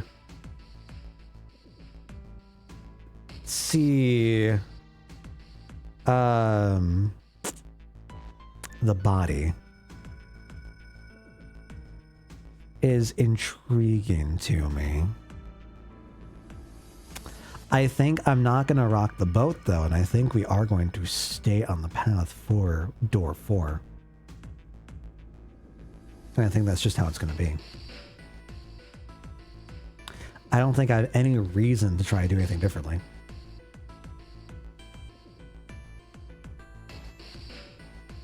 I have no reason to do anything differently because I have no context for like what these decisions are going to actually affect. So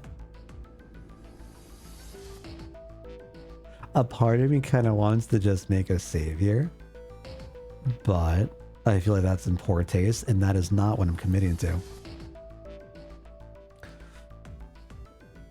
Synonymous with bad luck, death, and some cultures. Is it more than just I guess I'm associated with like the Japanese culture. If it is, I'm not familiar. Is also considered lucky too. Is that by other cultures, Tony, or curious? Kylie's birthday is 4/4. Really? Oh, no. Oh, I guess that makes sense, right? For her. Okay, interesting. Only go different if you either want a different squad or to examine the body, like Junpei mentioned. Yeah, and I'm curious about that, but I don't think it. I don't think it outweighs. I'm actually like trying to justify like what I want to do, and I feel like I'm going crazy trying to do this. I think we do stay though. I think that is my heart stance. We're committing. We're gonna go down the death door, and that is a-okay. Other Asian countries also believe in the 4 concept. Really? Because she's a reaper. Right. Exactly. Yeah. I follow. I track. Well, it's fine. Decided that door 4 would be fine.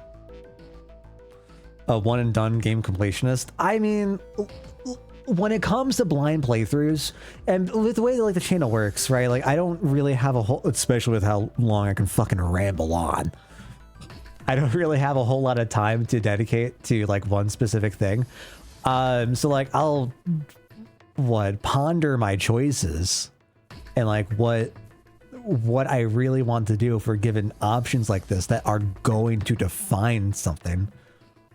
But yeah, I'll typically keep it and like that's just is what it is.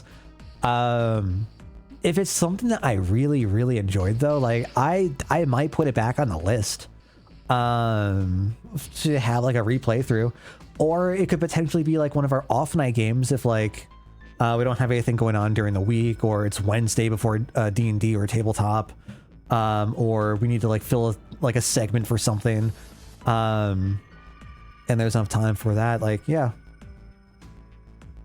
But typically, yeah, no, it is true. One and done. I'll go through door 4 with Lotus, Santa, and June. Also, any more time to spend Lotus. There's nothing Anyways. to worry about. Crazy. I just need to stay by her side. Do we? June. Bakane Kirishiki. This should be fine. It's no problem this way. I should see the other 4 off. He made no shows of affection, but Junpei saw her as something more than just a friend from his childhood. Looks like Ace and the others are going. He watched the other 4 walk toward their door. Ace, Snake, Clover, and 7. Junpei said nothing as they left. Coward. Coward! Before long, they had reached door 5. Oh, alright. Never mind. They talked to one another for a few seconds, saying things Junpei couldn't hear, and then laid their hands one by one on the scanner panel of the red.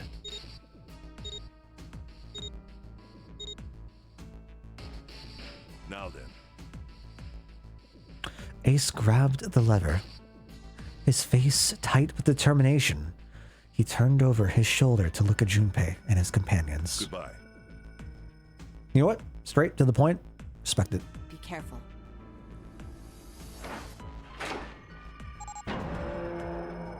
I feel like we're going to enter a class trial with these doors. As Ace pulled the lever, the door swung open. The mouth of a great, hungry beast. Oh, this is more lit up. It used to be darker, right? So horrible. Beyond the door, Junpei knew, lay the sad remains of the 9th man. It did not surprise him that Ace, Clover, and 7 hesitated. The body was not a pleasant thing. Fall. What are you doing? Fall. We need to hurry. Fall. Snake had no such problems, as his blindness made him immune to the horror. He stepped through the door, his feet making a wet splack in the pool of blood. Are we forgetting the parenthesis, or the quotations here? A wet splack? Okay. Snake, your shoes. It's fine. Hurry! Or are you planning on dying with everyone else? I assume you haven't forgotten the door only remains open for 9 seconds, have you? Sorry, Snake. Let's go. The 3 remaining steeled themselves and stepped through the door. We said nothing? All right, I take it back. Statement back in. We are a coward. Door 5 swung shut, closing with a heavy finality of metal upon metal. Junpei and his companions scrambled to the door. Hey! How is it over there? Did you find anything? At least say something, will you? Something's beeping.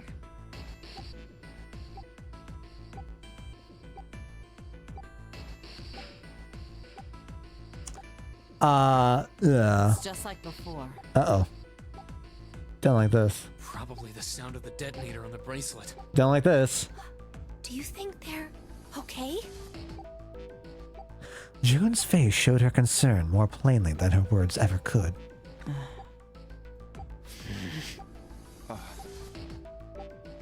Almost as though in response to her question, a voice rang out from the other side of the door. It was 7. Hey, there it is! That's gotta be that dead thing! Come on, get over here! We gotta authenticate! Hmm.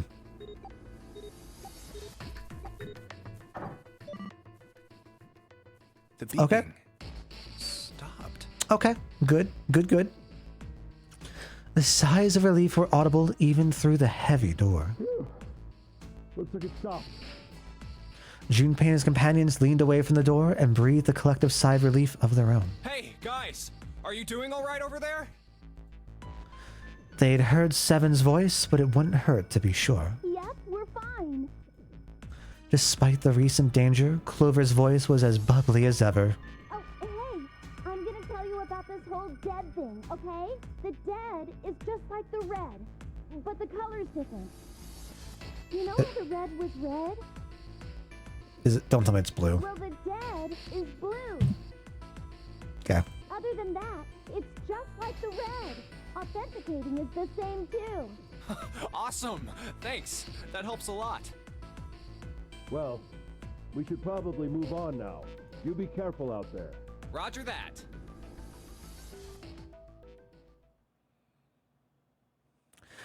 Junpei and the others left door 5 and headed toward door 4. Whew.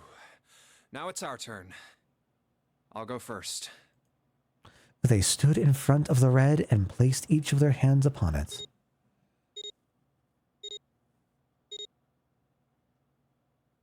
Four asterisks appeared on the screen.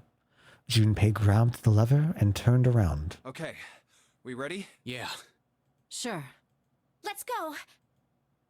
None of them looked particularly optimistic, but their faces were set. Junpei nodded to them and turned back toward the red. All right, let's go. With strength and determination, he pulled the lever.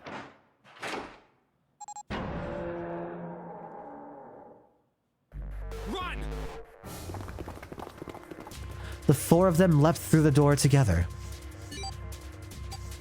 The moment they had passed through it, each heard a cold electronic sound coming from their left wrist. Oh, damn.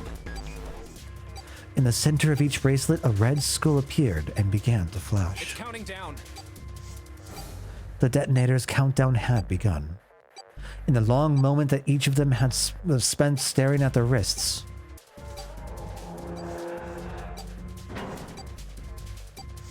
the numbered door behind them closed, the sound of metal on metal reverberating down the hallway. We can't go back!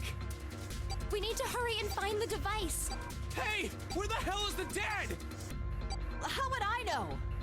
Don't give me that crap! Start looking! I already am. They began to run, eyes looking frantically for the device that was the key to their salvation. The hallway they found themselves running down was a long one, easily 300 feet in length. On the right side of it stood a series of wooden doors, all nearly identical. If they had taken time to think, they would likely have discerned that the doors led to cabins. Don't tell me the dead is in one of those rooms. Oh no! How many rooms do you think there are? Junpei was too frightened to count properly, but at his best guess, there were 7 or 8 of them. Ah, fuck! We don't have time to count. Junpei ran to the nearest door. Just need to open them all. Do we? He grabbed the knob and shook it hard. It won't open. It didn't feel locked. More like someone had hammered an iron plate over the other side of the door. Junpei turned around to find another door and saw that his companions had already run to doors of their own. They did not seem to be having any more success than he had. Their own words confirmed his fears. Shit, this one's no good. Same here. It's not moving! June was the last to speak up. As Junpei looked in her direction, his eye caught something he hadn't noticed before. A small, red, blinking light. There it is! At the end of the hallway. Run! Don't tell me it's on the other door. Even as he yelled, he ran. He grabbed Santa, Lotus, and June and pulled them toward the light. Santa called out to them as he ran. Hey, how many more seconds do we have? How would I know? Yeah, that was gonna be a follow-up question, because like when on the little thing, it looked like there was like a little indication like counting down like ticks for the seconds, but I would assume they wouldn't have access to that information. Our time limit is 81 seconds! Oh, of course we know it was the 81 seconds, but I guess the issue is, oh, Oh, that's 81 ticks. We can hear the beeping, right? There's a beeping every second. 81 ticks. Okay, easy. I know that, goddammit! I'm asking you how many seconds we have left! In all likelihood, Junpei figured nearly a minute had already passed since the door had closed behind them. If that was true, urgency foremost in all of their minds, they arrived at the end of the hallway. The dead sat on the left wall, blinking almost tauntingly at them. Hurry! It's the dead! Get over here! Junpei grabbed hold of the machine, his hands slick with sweat and shaking. He slammed his hand against the scanner panel. Come on, everyone! The other three quickly followed suit. With a grunt, Santa yanked the lever downward. Oh. Same. That was an intense workout, huh? All right, everyone. Take it easy there. Looks like it stopped. His hands beginning to steady, Junpei wiped away some of the sweat that had beaded on his forehead. As they caught their breath, the four companions began to look around. There's another door at the end of the hallway. He could see a heavy-looking set of double doors. Set into the walls of the hallway on either side of the larger door were two smaller ones. Let's try this one first. And of course it won't open. How many times had he come across similar doors with similar results, he wondered. Or perhaps he corrected himself, more a lack of results. Whatever the reason, the door remained firm and unyielding and refused to allow Junpei or anyone else passage. A keyhole. Is that the... Wait, what sign is that? Is that another astrological sign? If so, I'm not sure what specifically it's associated with. Above the keyhole was a small symbol engraved in the brass. What's this mark? Mail? I mean, that's what I associate with. He wasn't quite sure what to make of it, and stared at it for a moment in confusion. It was June that corrected him. No, not exactly.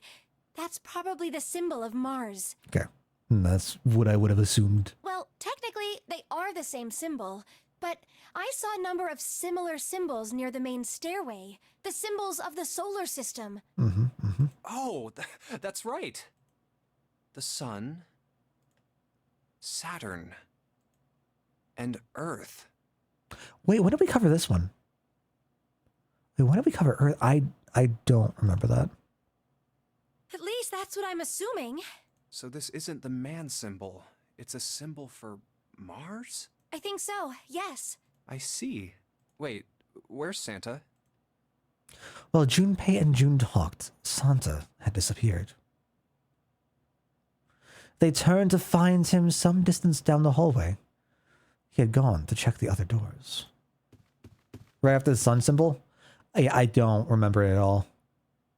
Eventually, he reached the last of them and jogged back. It took him only a moment to catch his breath again. Yeah, so, I looked the place over. Here's the deal. None of the other doors open. Great. I would have done that. Thank you for doing that. Then that must mean... We only have 2 more doors. Lotus examined the doors on either side of the larger double door. Each one had a metal plate attached to it. Maybe it's the room number. B92, 93? The door on the left has a B92, and the one on the right says B93. All right, let's open them. I'll open B92. Okay, I'll get B93 then. Junpei put his hand on the doorknob, and Santa moved to the other door. They'd made it through the numbered door alive. There was nothing more to be afraid of. Junpei and Santa looked at each other and nodded. 1, 2, 3! In unison, they pushed against their respective doors and promptly found themselves in a new room. June followed Junpei as he threw open his door. They turned around and saw that the door on the other side was open as well. Through the door was another person, his mouth agape. It was Santa. Hey, it opened. Yeah, it did. Junpei and Santa looked at each other. I didn't expect that. It was so easy. Lotus's calm voice broke into their thoughts. Maybe this is all part of Zero's plan. I can't say I enjoy being treated like someone's puppet. As she headed for room 93, Lotus continued. Well, now we have these 2 rooms. I'm sure there's something in there that will help us get out of here. Let's find it. Santa and I will search this room. You 2 take the other one. All right. Okay. All right. Okay.